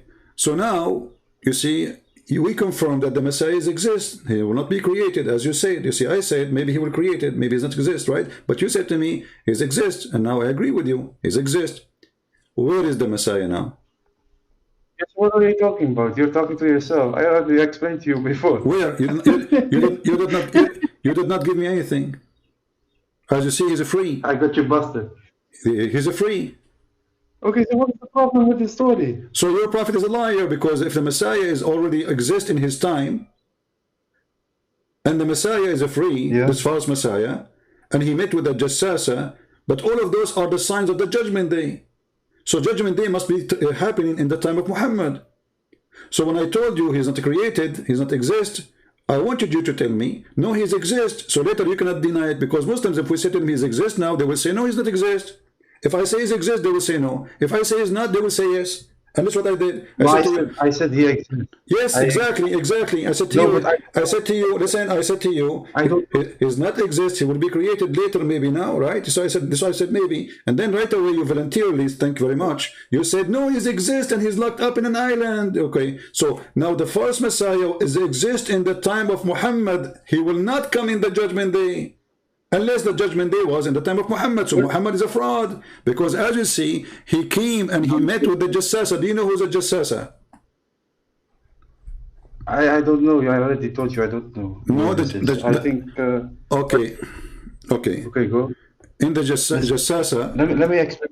Jassasa is a beast, exists in the Quran. If you go to chapter 27, verse number 82, you will see, So a Jassasa is someone will come in the Judgment Day. So how Muhammad he claimed that? Are you getting what you did now? You just made your prophet a joke, because you just said that you agreed that this what are you talking about? Okay. Is that Jassasa will come in the Judgment Day or no? Yeah. Okay. So what? But as you see, at Jassasa, she met already with the false Messiah in the island. Okay, show me where Jassasa is the beast from the Quran. Show me. Here we go, chapter 27, verse number 82. And when the word of torment, which means the Judgment Day, fulfilled against them, we shall bring out from the earth. We shall bring out from the earth. So she should be down in the earth, not in the top of the earth. And which will speak to them, because of mankind believe not with certainty in our Quran. So Allah in the Judgment Day, he will order the beast, which is this woman with a lot of hair, you know. But my friend, take it easy. Are you okay? Are you okay? No, I'm sick, but it doesn't matter. Well, I hope you will be fine. So where is that? Okay, so this beast will come from the ground. When? In the Judgment Day, correct? Yeah, that's what I remember. Okay. That's the time. So how in the hadith says that the Dajjal, he is already there, and the Jassasa is there, and they meet in an island? Yeah, but where does it say that Jassasa? I already told you. Where does it say that Jassasa is the beast from the Quran? Where does it say that? Yeah, here we go. Let us see. Let us go to the tafsir. I know that in the Quran it says that. Yeah, we go, no problem. We go to the tafsir, and because, you know, if I say to you, it's, you know, you will say to me, this is your opinion, etc., you know, so we don't want to do that. Okay, the chapter of the ant, verse number 2. Okay. Sorry, verse number 82. So what are you going to show me now? Okay, I will show you. Here we go. This is the tafsir about the beast will come from the ground, and this is in the judgment day. All right, here it says, this beast will emerge at the end of the time. Do you see it? This is Ibn Kathir. No, but I don't speak Arabic. I'm not showing you Arabic, I'm showing you English.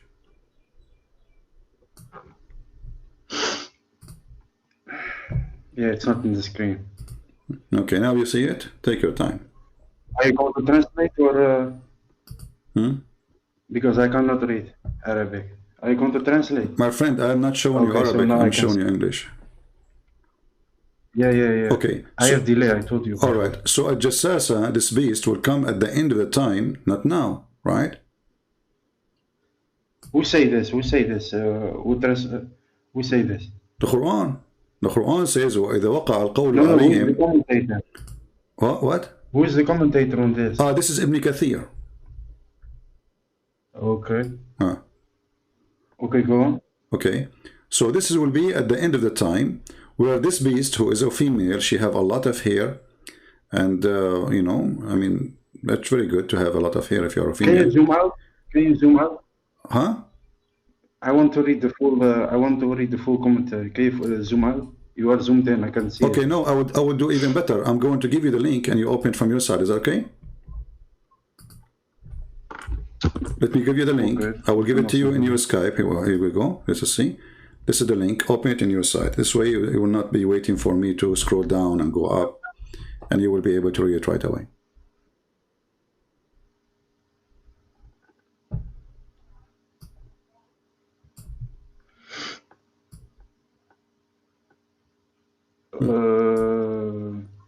So where do I read?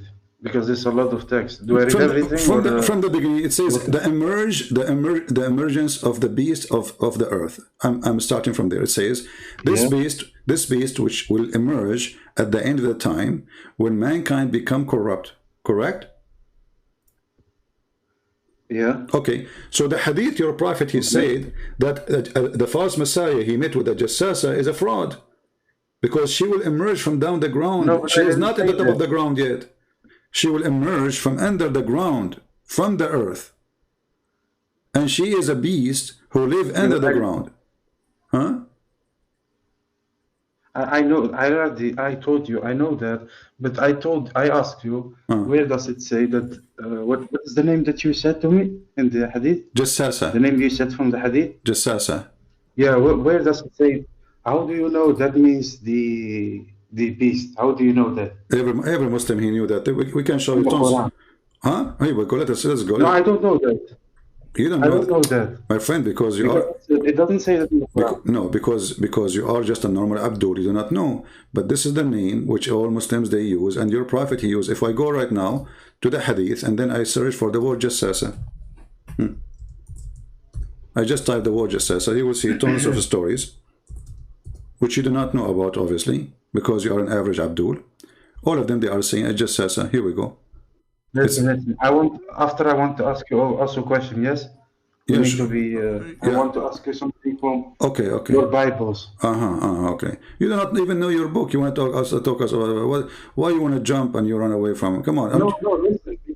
Here we go. You see. Okay. I need to say. This is all. It's a story about a jassasa, and a jassasa, she have a special description, as you see. And let me show you the description of the jassasa, because I like it, by the way. Like she have ears like elephant, you know. Let's see. It says the jassasa is a woman. You go up. Yeah. Oh, you are a liar, man. I am a liar. Why am a liar? Why? You are a liar. Why am a liar? Why? If you go up, it says that jassasa is a woman, so you're a liar. I got you busted again. Okay, guys, you can be busted. So a jassasa is a woman, correct? So you see, you agreed that a jassasa is a woman. But when I told you a jassasa is a woman, you said no. I am the one who told you that. No, you didn't say that. No, I am the one who told you she's a woman. No, because I said she is a woman, and she is a woman, and she is very hairy. I said that. Everybody heard me. It's recorded. People, they can play the tape, and you said no. Who said that? You know. Okay, go back. So now look what happened. You just agreed that the woman, the jassasa is a woman, but look at this description of her. How a woman she have this description. Let us see together. Here we go. I want you to read with me, and you have the page in front of you. And you agreed that it just says she is a woman, so we will not have a problem.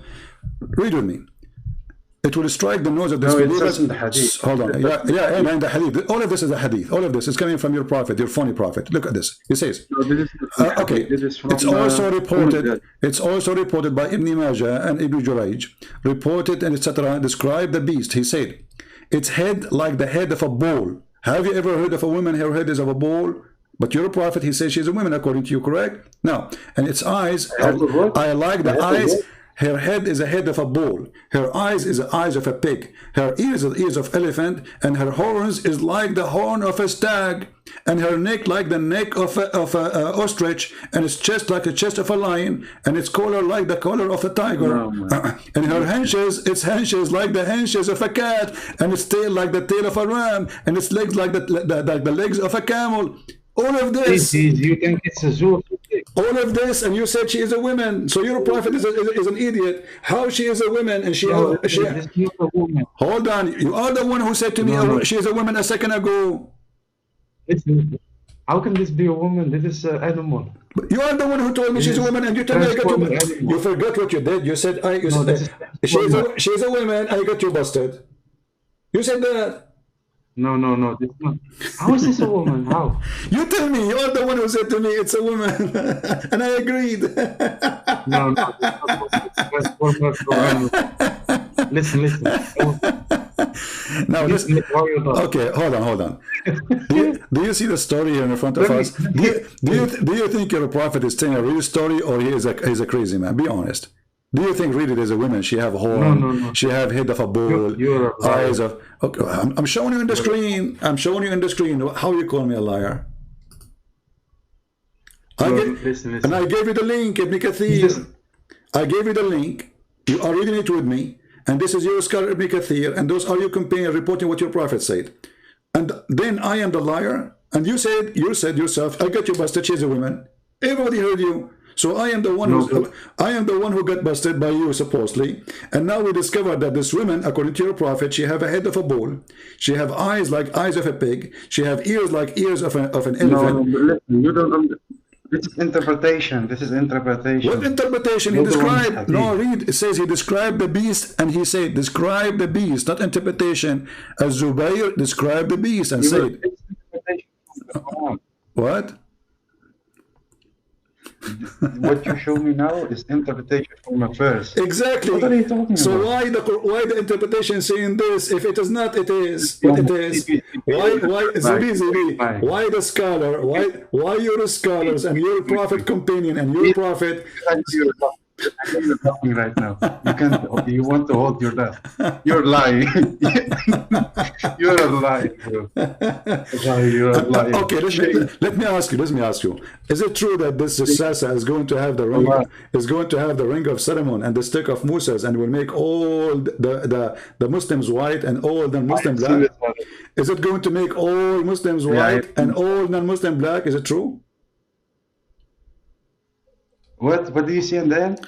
Is it this beast, her duty, Allah, he sent her for a job to do. She will hit you with the in your nose with the ring of Solomon or with the stick of Moses. And if she hit you, either if you are a believer, Allah will, the Jassasa, she will make you white. All Muslims, Jassasa will make them white. All non-Muslims will make them African, because Islam is a racist cult. Do you agree with that or not?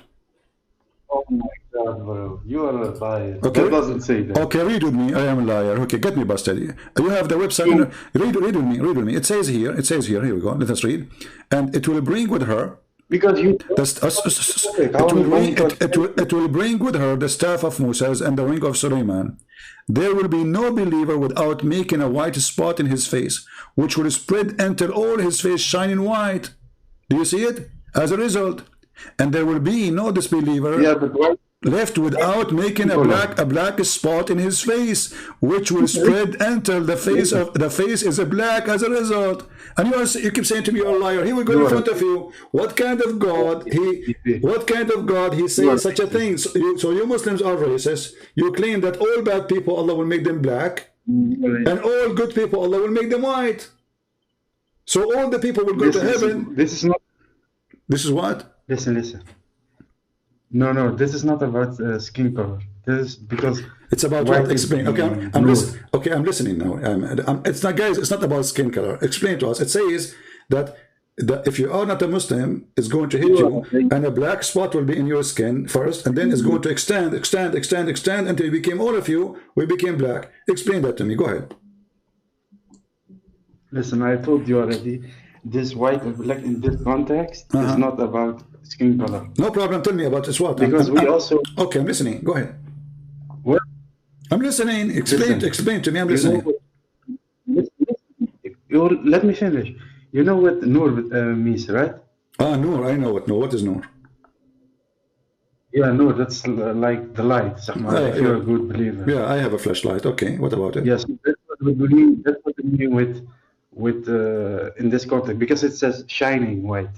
It doesn't say white. You're a liar again. Not only white, you are shiny, so you're extreme white. You will be extreme white, right? Clever. What? No, it doesn't say that. Well, it's just shining. Okay, what about the black? Like a diamond. Okay, what about the black? What about the black? You see, now you want to hide behind the shiny. Okay, let us see. It says here that it's going to make a black spot in his face, which will spread until his face is black. As a result, there's no shiny here. Can you hide behind shiny now? In the first one, you hide behind shiny. Black is darkness. Huh? There's no shiny here. Here we go. Shiny, there's no shiny. The goat ate the shiny. No. What? Listen. Is it going to make his face black? Does it say shiny black, or it says black? So the Muslim not only will be white, will be shiny white, which means extremely white, but the black will be very black. So your God is a racist, claiming that everyone who is bad, Allah will make him black, and everyone who is good, believe in him, Allah will make him white. The proof in front of you. I told you. And by the way, I don't know. Your name is Ayub, right? Ayub, listen. I am not against this, by the way. I wish Allah will make me black, because finally I will get a girlfriend. It's my dream. I will become a black. Second day, a girlfriend will like me. Right now, nobody like me. Women, they hate me. So now I have, for me, I have no problem if Allah make me black. Being a black is not an insult to me. I would love to be black. I would love to be Asian. I would love to be Filipino. I would love to be Indonesian. I would love to be African. I don't care. A human is a human. We are equal. Nobody is better than anyone. You are bad when you are do bad, when you are ugly when you are doing ugly. So your God is a very filthy God. And those are all fictional stories, from your fiction prophet to your fiction religion. How? Listen. Even if you are black, you don't get a girlfriend. How you get a girlfriend? You're in your basement all day, every day. That's my first thing. Exactly. My second thing. Exactly. See how I'm going to get a girlfriend and sitting in front of my computer. See, so because I love God, I don't care about girlfriend. I was joking with you, you idiot. It is you who worship Allah for the sake of your penis. You do jihad. You do jihad to get versions. You do jihad to get version. You get jihad to be white. You do jihad so Allah will give you. Is it true that your prophet says you will have 70 years orgasm? What kind of religion teach you that if you have sex in heaven? Huh? Listen. I'm going to explain to you. Explain to me what? Here we go. I'm listening. Okay, why Allah will make the person who don't believe? Okay, I'm listening. Why Allah will make the person who don't believe in him a pure black? Go ahead. No, listen. I will explain to you both. See, shining white is what I said before about the nur. That's if you shine. Really? That's so you Muslim, what nur? You will be made of light? No. When he says shiny, shiny white, it means shiny snow. This is what snow is reflecting but it's so white. Okay, listen. It doesn't say that. Okay, okay. When your God, he promised you those little boys in heaven, are they black or white? They are gray. They are gray. Let me finish now. They are gray. Listen. Let me. You are making. What is the problem with you? Or you are making. You are making fun of Allah now. Okay, that's one. Here we go. It says here they are white. Oh. They are white, very white, hiding pearls. Answer your question because you don't let me. My friend, chapter 37. Chapter 37. They are white pearls, extreme white pearls. Read it. So this is your Quran, and this is your Islamic translation, funny translation. So they are extremely white, like pearls, like white eggs. Yeah, so what? So birds have no skin color. What are you talking about? What do you mean they have no skin color? The women, they have no skin color. No, the women, they have a skin color in the heaven. Your prophet, he says, they will be so white to the point they are transparent. Because when a person is extremely white, you can see the blood under his skin. You can see the vein under his skin. So your prophet, because he's your prophet, because he's obsessed. He's obsessed with white color. So what he do? He promised you that. No, you're obsessed with black color. Okay, let us see. I saw what's wrong with the black color. I know black people are beautiful people. I love them. All my neighbors, most of my neighbors are black. They are wonderful. I love them all. I have a woman. She is like 8 years old. I go check on her almost every day. Every day, I go and check on her to see if she needs anything. So listen. Oh, no. Listen. Is it true? Is it true that your prophet, he promised you women, they are so white to the point you can see through the marrow of their bones?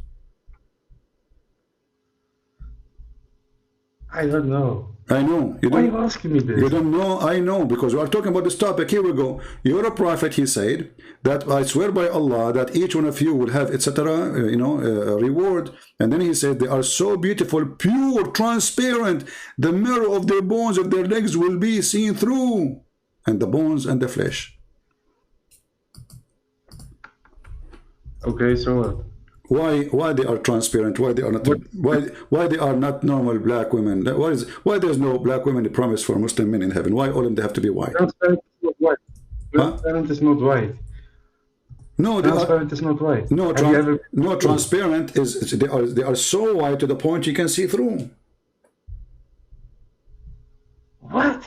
What are you talking about? Okay, I want you. Transparent is not white. Okay, listen. Is that a beautiful image? The woman he is promising you now, to have a transparent woman, you can see the bones. Yeah, of course, it's beautiful. Of course. Okay, let us see how it looks like. Okay, this is very beautiful. Here we go. So this is one of Mr. Ayyub wives, and she is very beautiful. Here we go. You see how beautiful she is. So you are saying to me that your God, he will promise you a bunch of bones, and according to you, this is very sexy. This is very sexy and this is very beautiful. Oh. Yeah. Okay. Well, I don't know what to say to you, my friend. What? Yeah, this is very beautiful. What's wrong with that? I don't know. Do you see anything wrong? Yeah, I like it. This is so That's beautiful. Something different there. Look at those possessions, brother. Unbelievable. Oh, look at this. Yeah. So the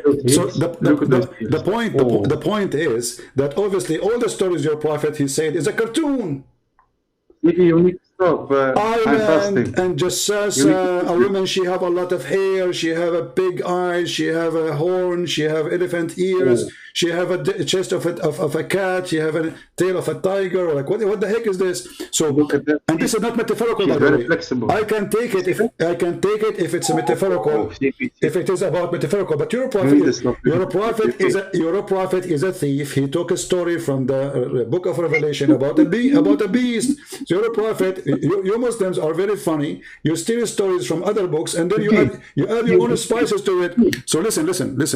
So are you convinced? Be honest with me, that the story about the false Messiah taking a boat and going in a ship is a true story? I explained to you. What's wrong with you? No, you did not. Is it a true story? I want you to tell me. When this guy, he took a boat and he met the beast in the island. Is this a true story? Yeah, it's true. Maybe. It is true. What is the proof of this story? Listen, you didn't even show me if it's authentic hadith. You didn't even show me. So what if it's not authentic now? So it's not authentic. But tomorrow is going to be authentic. Just wait until tomorrow. Okay, so then it's not true. So it's not authentic? Simple. Okay, here we go. It's authentic then. I just changed it. You said that. No, I said to you it's not authentic. No, tomorrow I will make it authentic. Tomorrow came so fast. Here we go. It became authentic. It says Sahih al-Albani. And this is that. No, authentic, not authentic. It's authentic. Read it. It says Sunan Abi Dawood 4326 authentic. Everybody can read it. It says Sahih. Listen. You showed me like You already showed me like 5 hadiths. No, You only showed me one. I showed you this one. No, this one. I'm asking you about the one. I just asked you about the one I just asked you about the one in the boat. This is the one in the boat. I told you he's a pirate. Yeah, sure. Okay, and he met a jassasa, and you said, I don't know if it's is it authentic? So it is authentic. So it's a true story that a Dajjal is a free and is going around. So what is he? If he is a free, if he is exist, this is the question, and then you can explain. If he is exist in the time of Muhammad, okay, and Muhammad he said that this is happening in his time. Okay, where is this guy now? Where is this beast to? Go ahead. What happened in this time? What do you mean? You mean this story? No, as long he is a free, the guy is a pirate, he have a boat, he go from island to island, as you see, he met with a jassasa, perfect team, she is a beast, he is a false messiah, both of them, they are very powerful, she have the ring of Solomon and she have the stick of Musa, she got all the magic of the Lord of the Ring. So now, by having this happen, what happened to those two? Why they are not here? Why we don't see them? Do you think they have connection with the Trump? Which two? Which two? The jassasa and the beast, the jassasa and the antichrist, the false messiah. Do you think like Trump he hide them, or do you think Obama is involved in this, or maybe Sarkozy, or Yasser Arafat, or what do you think is happening, brother? Maybe Hamas, they got him locked. Listen. What is this? Maybe. Listen. What? I will explain. Okay, I'm listening. Okay, listen. Okay, finally. No. Because you talk a lot of stupid things. You know the Gog and Magog, right? Yeah, I know Gog and Magog. They actually we are friends. We go to the park together. Listen, I'm not going to switch subject. I'm giving you example. You know Gog and Magog, they are hiding, right? They are hiding? Where? Well, CP, let's just continue. You know what I'm talking about. We are continuing. No, you have to tell me. You said they are hiding. I'm asking you where they are hiding. I don't know where. I don't know. What do you mean you don't know? But just agree with me so I can go on, yes? So okay, they are hiding where? Are they hiding underground? Oh my God. Are they hiding underground in the top of the ground? Are they under the ground or in the top of the ground? No, I think they are on the ground, I think. In the ground? Yeah. Well, the Quran says that he built the dam between two mountains. Have you ever heard mountains under the ground? So this is Alexander the Great. Listen. Okay, that's true. Okay, so you agree. That's wonderful. You agree. So now it's above the ground. Okay, how come we cannot find them? So Alexander the Great, he built a dam. I'm letting you finish. I mean, see, I like you, my friend. Actually, I'm going to make you. I will make you an admin in my chat room when we are not live. From now on, when we are not live, you're an admin. I promise you. Now, listen. So the dam is built between two mountains, and now they are behind the mountain. Why we cannot find them? Go ahead. I'm listening. Okay, I don't know why we can't find them. Because it's a sign. It's not yet happened, so it's a sign for in the last hour. How come? So it's not. But how come Zulqarnain he found them? Is Zulqarnain a man, a human like us, or is not? Zulqarnain, he is the one who's talking. You know, Zulqarnain. The guy with the two horns. But he's also but he's not normal. He's also in the Quran. If I don't. Yeah, he's in the Quran. We are showing you the verse. This is the guy who he found where the sun set. He found it set in murky water, which is true. Scientifically proven. I know you're going to say that. No. We will not go there now. So he came to those people. He told them those people are attacking us, and they are like not a human. And now you need to build. You need to build for us a dam. So he built the dam. Okay. So the dam is in the top of the ground. How come we cannot find them? Especially your prophet, he says 1,000 from you. Your prophet, he says their number is 1,000 from them, 1 from us, which means if we are 7 billions, they have to be 7 trillions. So how come we cannot find them? Maybe they are very small. How you know? So why they are afraid of them if they are so small? Maybe. Who's afraid? Those people, they ask Zulqarnain, the guy with the two horns, please protect us, build a dam between us and them. They are doing mischievement. And your prophet claimed that all of them, they are scary. They will swarm the earth. And not only that, they will attack the earth, and they will attack even the city. They will come to the city of Medina and Mecca, and then they will use their arrow. Correct? But what you were saying, listen, let me just, I got a headache because I don't want to scream over you, shout over you. Listen, let me explain to you something. What you're saying about why we can't find it. Also, remember, we switch now to a subject because you didn't let me finish, but I will go. The reason why we can't, it doesn't, listen. You are the one who mentioned to me. You are the one who mentioned to me Gog and Magog. I was giving you an example. You are the one who mentioned Gog. Example. Yeah, example. The example is horrible. So you switch. You turn off the light and you say why it's dark.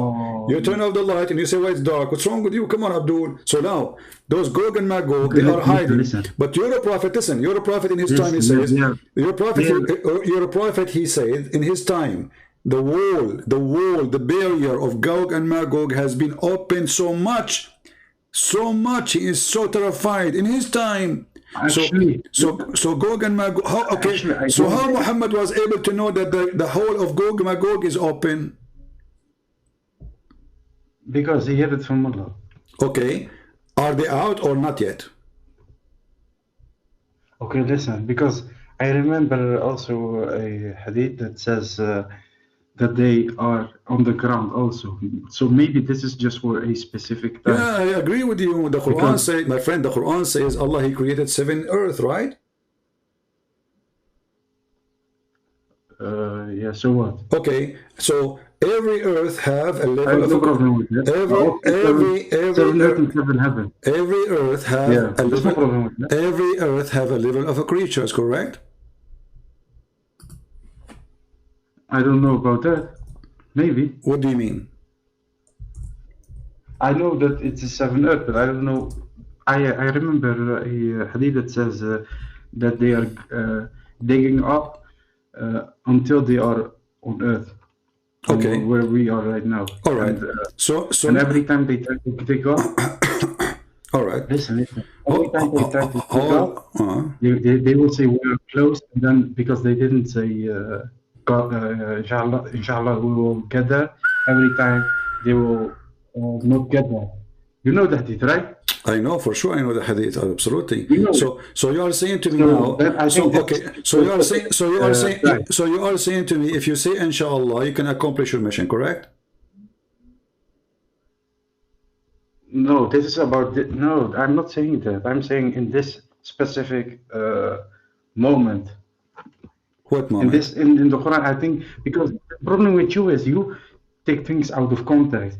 Because if there is something in the Quran that says about fighting, for example, it says something about, I saw something about you. You said, in the Quran says you can crucify someone's hands, but it doesn't say that. It says that about a specific time when Moses was alive, but it was about the story. But you can't read like that because you are deceiver, like the Oh, okay. What if I show you now? It says you can crucify people. That's how you read. What if I show you now that you can crucify them? No, but it was about a specific. No, it was about a specific time when Moses was. No. Here we go. Chapter 5, verse number 33. I got you busted. Here we go. Read it. You read out of context. I'm not reading. Here we go. We can open Ibn Kathir. And this is the Quran in front of you. I'm not talking about Ibn Kathir. I'm talking about the Quran too. And why Ibn Kathir will agree with me, don't agree with you? So if this was for mischievement, did your prophet crucify people? No. Okay, let us see. He never killed people. So okay, let us see if this is true or not. Here we go. You are actually you have made these people, these brainwashed people in your YouTube. Okay, read with me. Listen. Read with me. Read with me. He put nails in their eyes. He cut their hands and he cut their feet. Here we go. This is what they do in the crucifixion. This is why ISIS they do it. Read it. He put, No, but you didn't read the whole chapter. Here we go. Read the whole chapter. He did put nails in their eyes. He put nails in their eyes. He blinded them. And this is exactly what the Quran is saying, that those who do mischief in the earth, you cut their hands, you cut their feet, you cut their etc. And you crucify them. And Muhammad added, and people, they are back, they beg for water, they are dying on the cross. Look at this. He gagged their eyes. This is your prophet. This is the mercy of the prophet. The Muslims, they say to us, the prophet was merciful. He put people in the cross. He cut their hands. The Roman is way more nicer. At least those people, they put you in the cross, they don't do this. Muhammad, he cut their hands. He cut their feet. And then he put nails. He put it in fire and he put it in their eyes. How you say that the Romans crucified your God, man God? So how you say they are nicer? Okay, well, I'm saying they are nicer because simply the crucifixion is way nicer than this. This is way more. They killed your God. No, hold on. You see, the Roman. You think killing God don't be a fool. I'm saying nicer as a way of killing, which means the way of killing is ugly anyway. But your prophet is way more ugly than even the Roman killing. So you're a prophet. Your prophet enjoy torturing, and you lie to me saying that the prophet and Islam don't teach crucifixion. You're a prophet and your God, he is learning from the Roman. This is the punishment of the Roman. This is the pagan practice. Why Muhammad is using the pagan practice as punishment?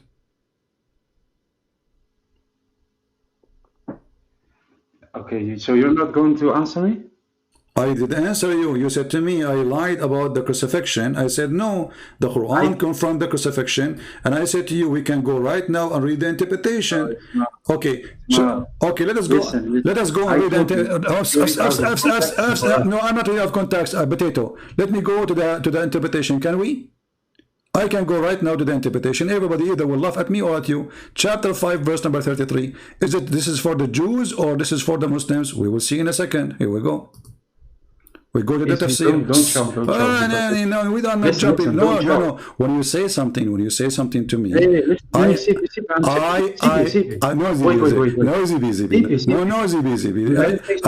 have to get you, but I know I have to get you busted. Chapter 5, verse number 33. Chapter 5, verse number 30. Why you don't want to read it? You said you want to get me. You said you want to get me busted. You said this is for the Jews, not for the Muslims. Did you? Just what you said. CP, don't shout. Read with me. Here we go. It says. Okay. The following verse was revealed by. Hold on. When they came to the Medina and etc. And then somebody suffered from illness. He told them to go and drink the camel urine and milk. So the prophet here. Who cares if you meet me or not? Get hang up. Go. Who care? Potato. So when you say I'm lying, you are the liar.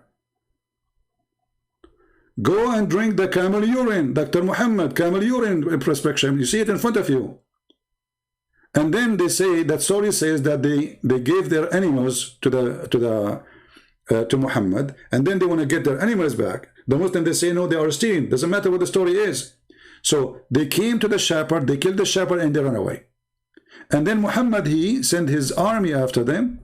And he brought them and he crucified them. And this is what the verse is about. So when you are saying this is for the Jews and you are supposed to mean I'm lying, that is your stupidity. This is Tafsir al-Jalalain. You can see Ibn Abbas, you can see Ibn Kathir, you can see whatever you want. You are just a stupid kid who try his best to defend his prophet, but at least you are more brave than those who have a beard. You see, because those are kids and nobody count what they say, they can call me. But the one who have a career, he will never do that, because that will end his career. Are you going to mute me now? Okay. So is it about the Muslims or about the Jews? You're right. You say this is about the Jews. Is it about the Jews or about the Muslims? Okay, simply let me just say one thing. Yes. Is it about the Jews? No, you have because you accuse me of lying. You have to apologize before you continue. Here we go. I have it in front of you on the screen. This was a verse was given to the Jews or given to the Muslims to crucify people? I don't see it yet. I just gave you, it's chapter 5, verse number 33, and you can read the interpretation. Open any one of them. I have now Ibn Abbas in front of me. I can open Ibn Kathir. I just opened already Jalalain. All of them, they say this is about crucifixion for those who do mischievement and revealed to the message of Allah, revealed to the message of Allah in the city of Medina. I don't, it's not on my screen. It's not on my screen. I will give you even the link. I will give you, I will give you, I will give you the link. I will give you the link. Here we go. Should I give you the link? Wallahi. Wallahi. Please, let me just say one thing. Wallahi, what wallahi? One thing, okay? What wallahi mean? Okay, please. What wallahi mean? Because you woke up my, woke up my parents. No. Because he was shouting.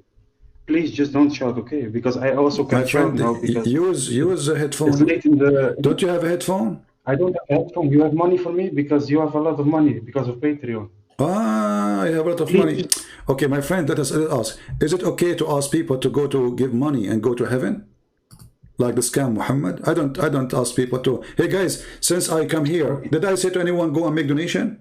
Anyone heard me saying, hey guys, go and make donation? I don't. I go live on air. I finish my broadcast, I say nothing. If people they go, no. You see, hold on. You open a topic. It's very important because the one who asks people to go and give money so they can go to heaven is your prophet. I don't promise people heaven, and I don't talk about it. I go live. My service is for free. I give my books for free. So if somebody want to help me because I am helping them, no. Hold on. You said now you know. A second ago you do not know. You said you are doing it because you have money. Listen, what kind of God? He asked. You don't get money. What kind? You don't get money.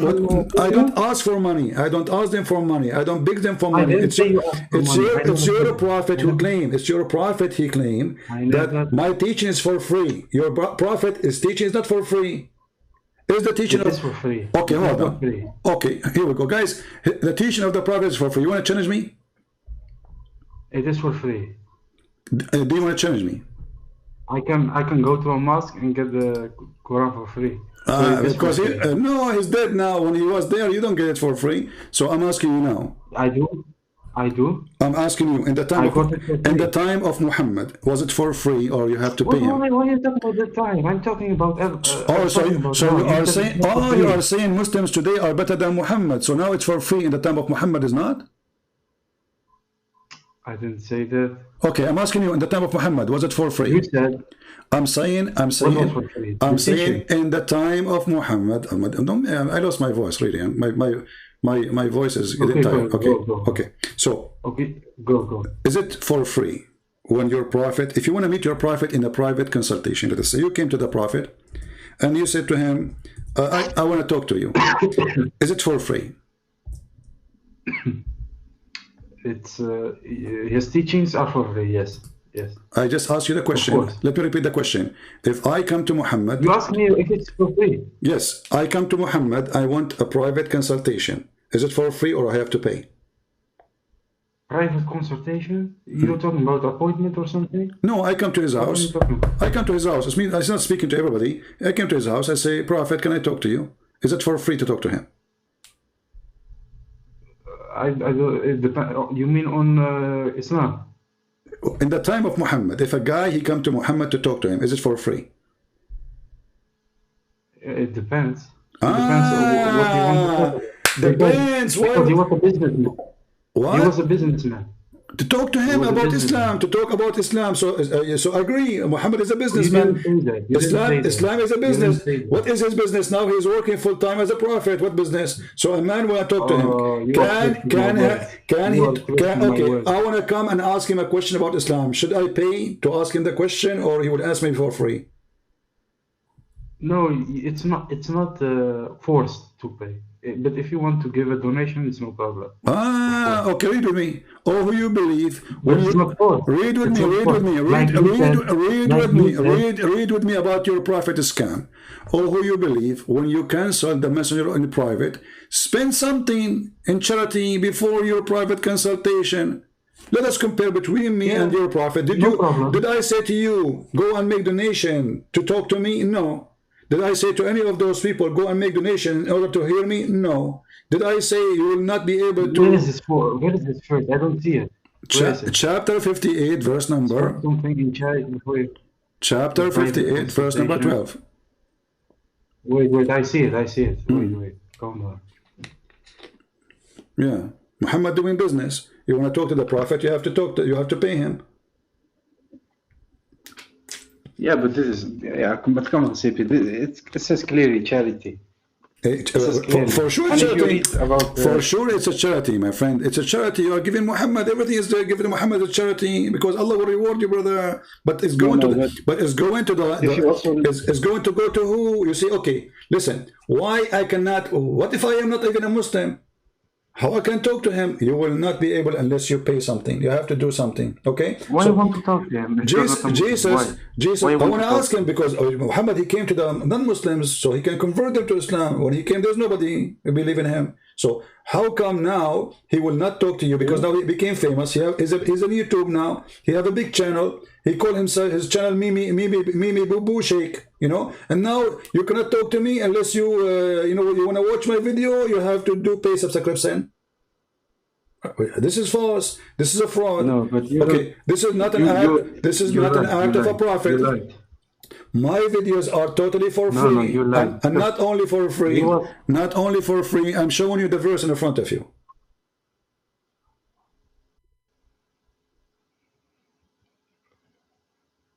No, but first of all, listen. Okay, hold on. If you with the prophet, if you are with the prophet now, if you are with the prophet and you are attacking Jerusalem with Hamas, and now you attack a house of a Jew, is it true that the prophet will get the big TV? He will do what? He will get the biggest TV in the house. No, of course he's not. You're acting like he's Pablo Escobar or something, that he has people that he robs houses and all that stuff. Well, what are you talking about? Well, this is what the Quran is saying. The best of the It doesn't say that. Okay. It's charity. What charity? Hold on. The best. You know what charity is? If Muhammad he attack, is it true that the best of the booty is going to him? So what? He is the leader. Okay, take care. So I got the answer. So what? He is the leader. So what? He is the leader. He is the leader of the gang. The leader he should be is, if he is serving Allah, it should not be about money. Why I want to get the big TV to my house? They are the one who's dying for me to go and fight. He just at home. Why he get the best of the booty? Brother, the furniture, the expensive furniture to the Prophet, okay? The flip-flap is for you. Isn't it obvious that he is a scam? Alright? Anyway, guys, I can't stay longer, really. I hope you have a good time. Did we have a good time? Don't forget to subscribe. And remember, what I do here, what I do is absolutely for free. I beg people to download my videos, to share them, to put them in their channels. If people make a donation, that's because they are helping, because I'm doing my best to help too. I can say all the books I'm giving for free, I'm not going to say it for free and forget about donation, and then I will make a lot of money from it. I have my book translated to many languages.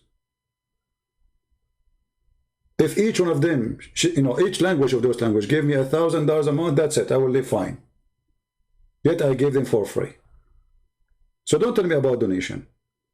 And we go live, and we finish live. Like long time ago, we tried to open a TV station because it was very expensive, and we could not make it. We asked people to help, nobody helped, so we canceled. But now we do not need it. We have the internet, it's better. Before, there's no live YouTube, there's no etc. You have to do it yourself. So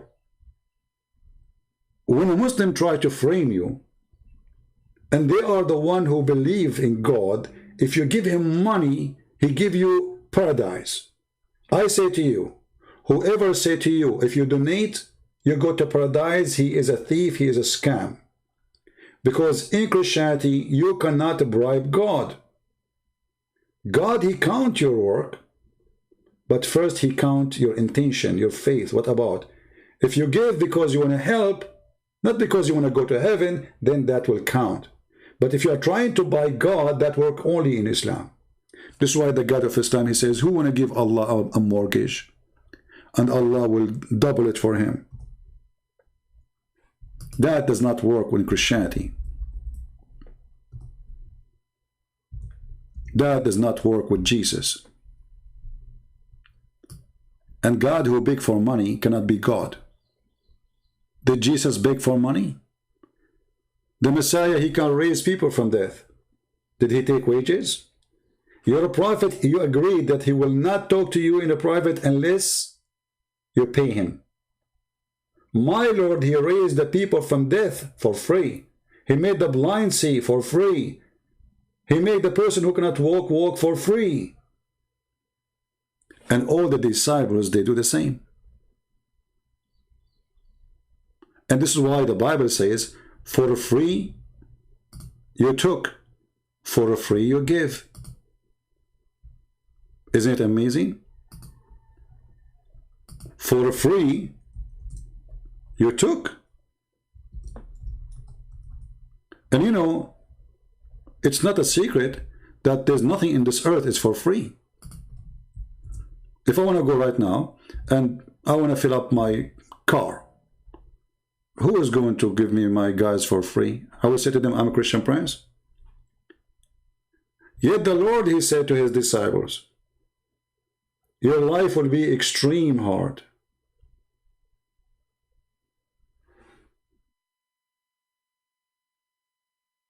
And because your life will be extreme hard, you are my disciple. Not because you are a person who live a fantasy or luxury. He said to them, if you want to follow me, you need to be a servant. In order to be a master, you have to be a servant.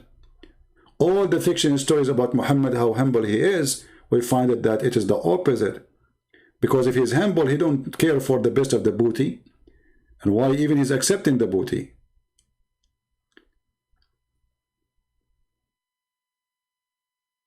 Isn't it Allah is your provider?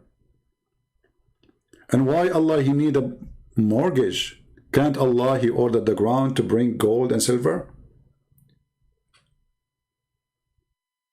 And how there's God, if you give money to him, he will double it to you. In which way? In the heaven, he will give you extra versions. But isn't it your prophet in the hadith, he said, none of you, he is saved by his own deeds? So this is a fraud, he was stealing the money. Because if none of my deeds, and this giving money is deed, obviously it's very important deeds in Islam, and none of your deed will help you. The Muslim here, they add the word alone as a fabrication for translation. But the true hadith says, none of those deeds will secure salvation for him.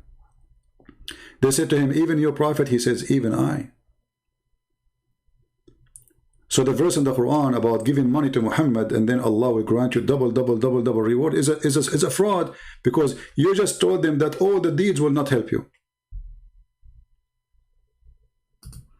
And I say to the Christians, I say to the Muslims, I say to everybody, anyone, he said to you, if you donate to me, you will go to heaven, you should know immediately that he is a fraud.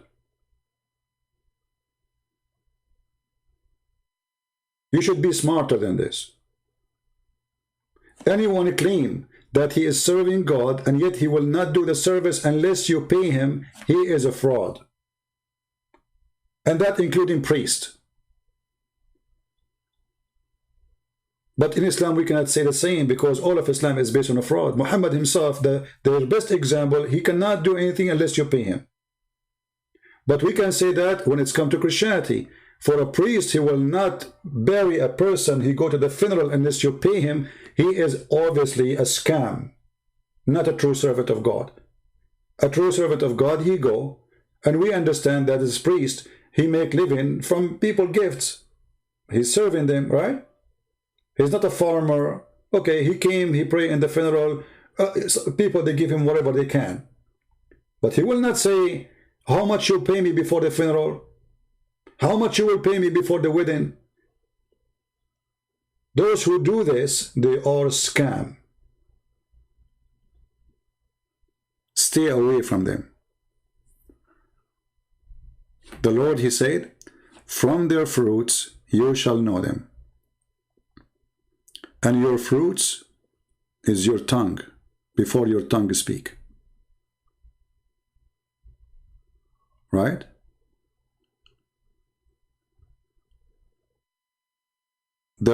No, it says that. It says قَدِّمُوا نَجْوَاكُمْ. If you want to speak to the prophet before you go. Even it says private consultation. It's mentioned literally the word private consultation. So don't give me a speech. Don't tell me it doesn't say that. Here we go. Let us put it again on the screen.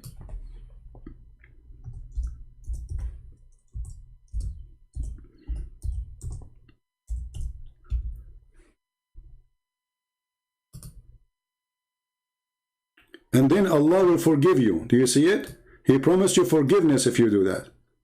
Or who you believe when you went to consult with the messenger in private, spend something.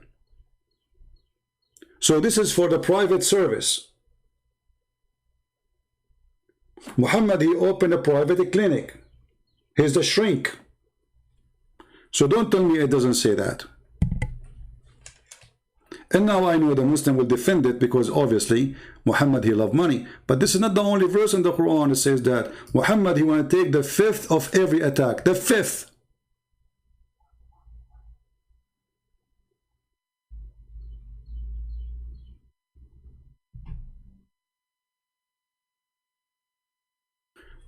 Look at this guy. He's saying this is not a must.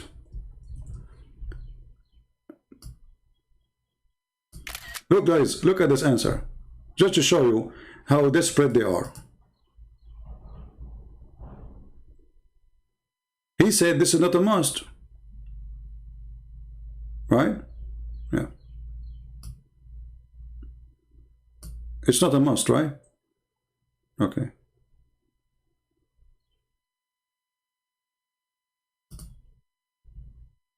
If it's not a must, why you are bothering the people with it?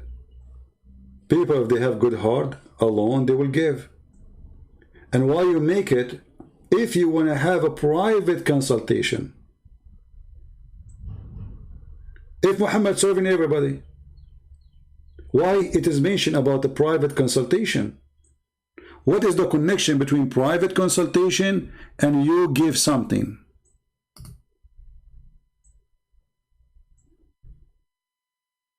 And then if you cannot have, okay, what Allah is all merciful. Merciful for what? As if they commit sin. And this is not the only verse. You can go right now and search about the best of the booty for Muhammad, including women.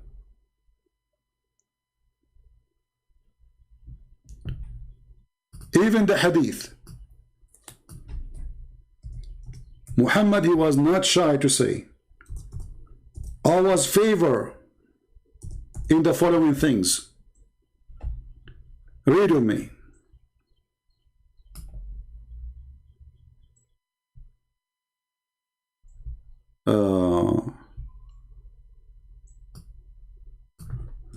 Let me try to find the hadith.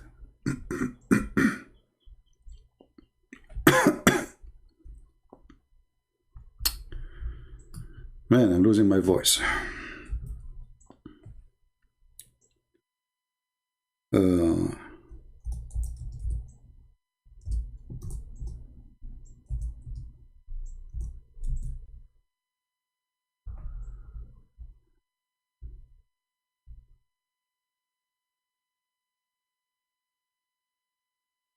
He described how he been favored by many things, and he described that the best of the booty is given to him.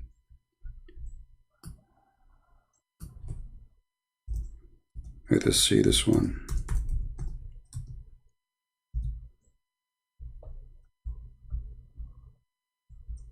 All right. Here we go. But I want the other hadith, where it says he got the best of the booty.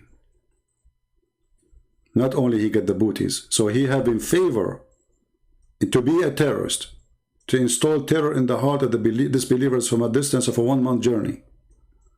He's in favor to have the booties.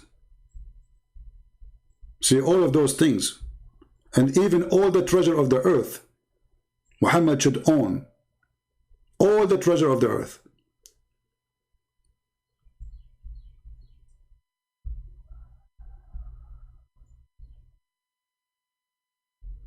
Look how many verses, many hadith. But let me try, there's one I want to find.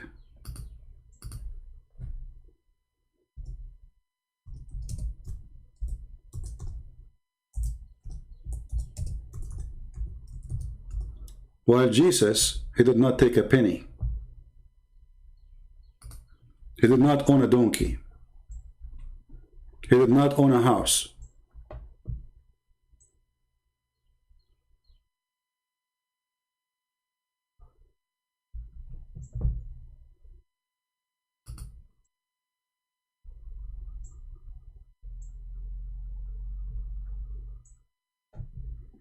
Actually, I have it here in front of me, but this is in an Arab page. I wanted to find it in English.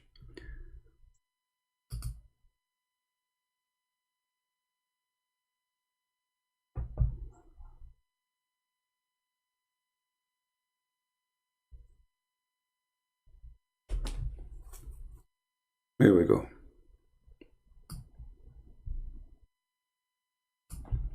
Safiyul Maghnam lil-Rasul, the best of the booty. And they are explaining. A Muslim is asking question, Fatwa number 1405, about the Prophet getting the best of the booty.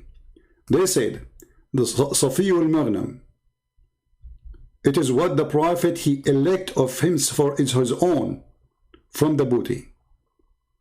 As an example, when he took from the booty Safiya, the best of the booty.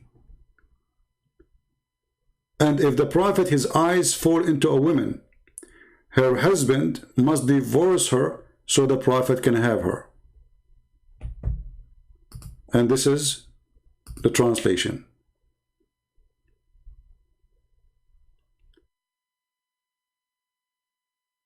The interpretation of the verse was in the fatwa, etc. It says, he chose to himself, the translation is very horrible, you know, the best of the booty. And then they speak about, but those who speak Arabic, they can go and read. Let me post the link for you. You can go read it by yourself if you speak Arabic. I'm sure this guy speaks Arabic. Why a prophet of God, he want the best of the booty? And why he choose the best of the women to go to his bed? You don't have enough money? You don't have enough women? Nothing is enough for him? Right? Yeah.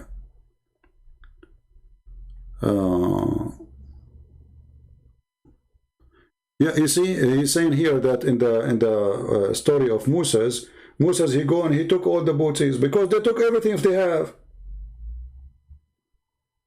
The Jews, they took everything. The Jews, not only they took everything they have, the Jews, they've been taking all of them.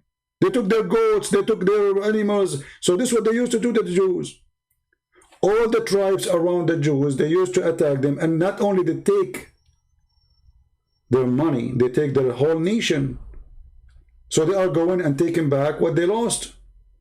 You're a prophet here. He's attacking the Jews who they never took anything from him. Did the Jews took anything from Muhammad? Did they kidnap Muslim women? Did they take the money of Muhammad? Never. So the Muslim, they say, when the Prophet was attacking the caravan, he was attacking what? Because they kicked him out of Mecca. They lost everything there, which is a lie, because they left in peace. They took all their stuff with them. You can say they left their houses, but you know, houses at that time, I mean, the earth is empty. Made of from dirt, built. Those are Bedouin. They can make a tent anywhere. Your prophet was attacking the caravan after a caravan, and then even the ones who never attack him, he attacked them. As an example, the Roman, He says, attack the woman and get the blondie girls. Did your prophet Muhammad Saeed said, attack the woman and get the blondie girls? Because I know you are stubborn and you run like a potato from place to place.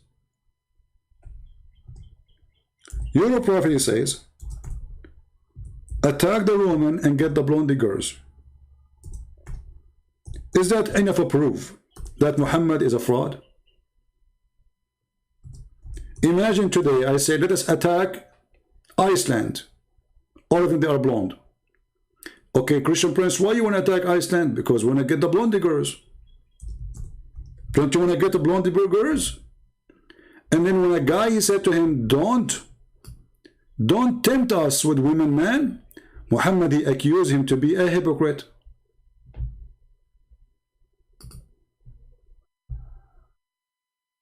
He accused him to be a hypocrite. And he made a verse about him in the Quran. Can you believe it? That the one who refused to go and attack, to steal women from their husbands and their family, and we are going to do it because of what? Because they are blondies. Read with me. اغزوا تبوك تغنموا بنات الأصفر ونساء الروم. Hadith number 16785. Which website we are reading? The official government website of the Kingdom of Saudi Arabia. Which book? Tafsir al-Tabari. And we can show you from other books. Translate to English. And then the coward, they will say to you, well, isn't it Moses?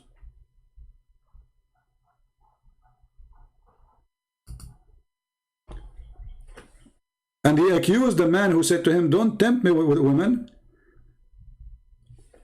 Invade Tabuk.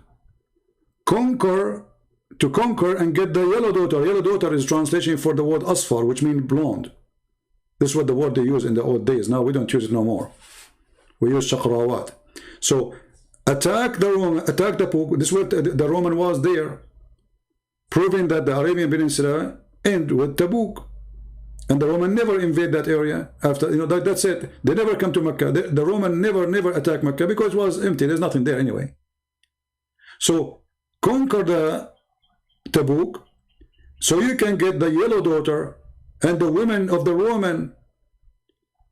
This person, he said to him, oh, excuse me, don't tempt us by women, you filthy.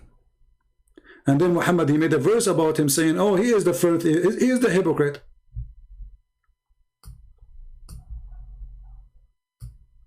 So Muhammad was not attacking really to promote Islam. Muhammad was seducing his men. It's a gang.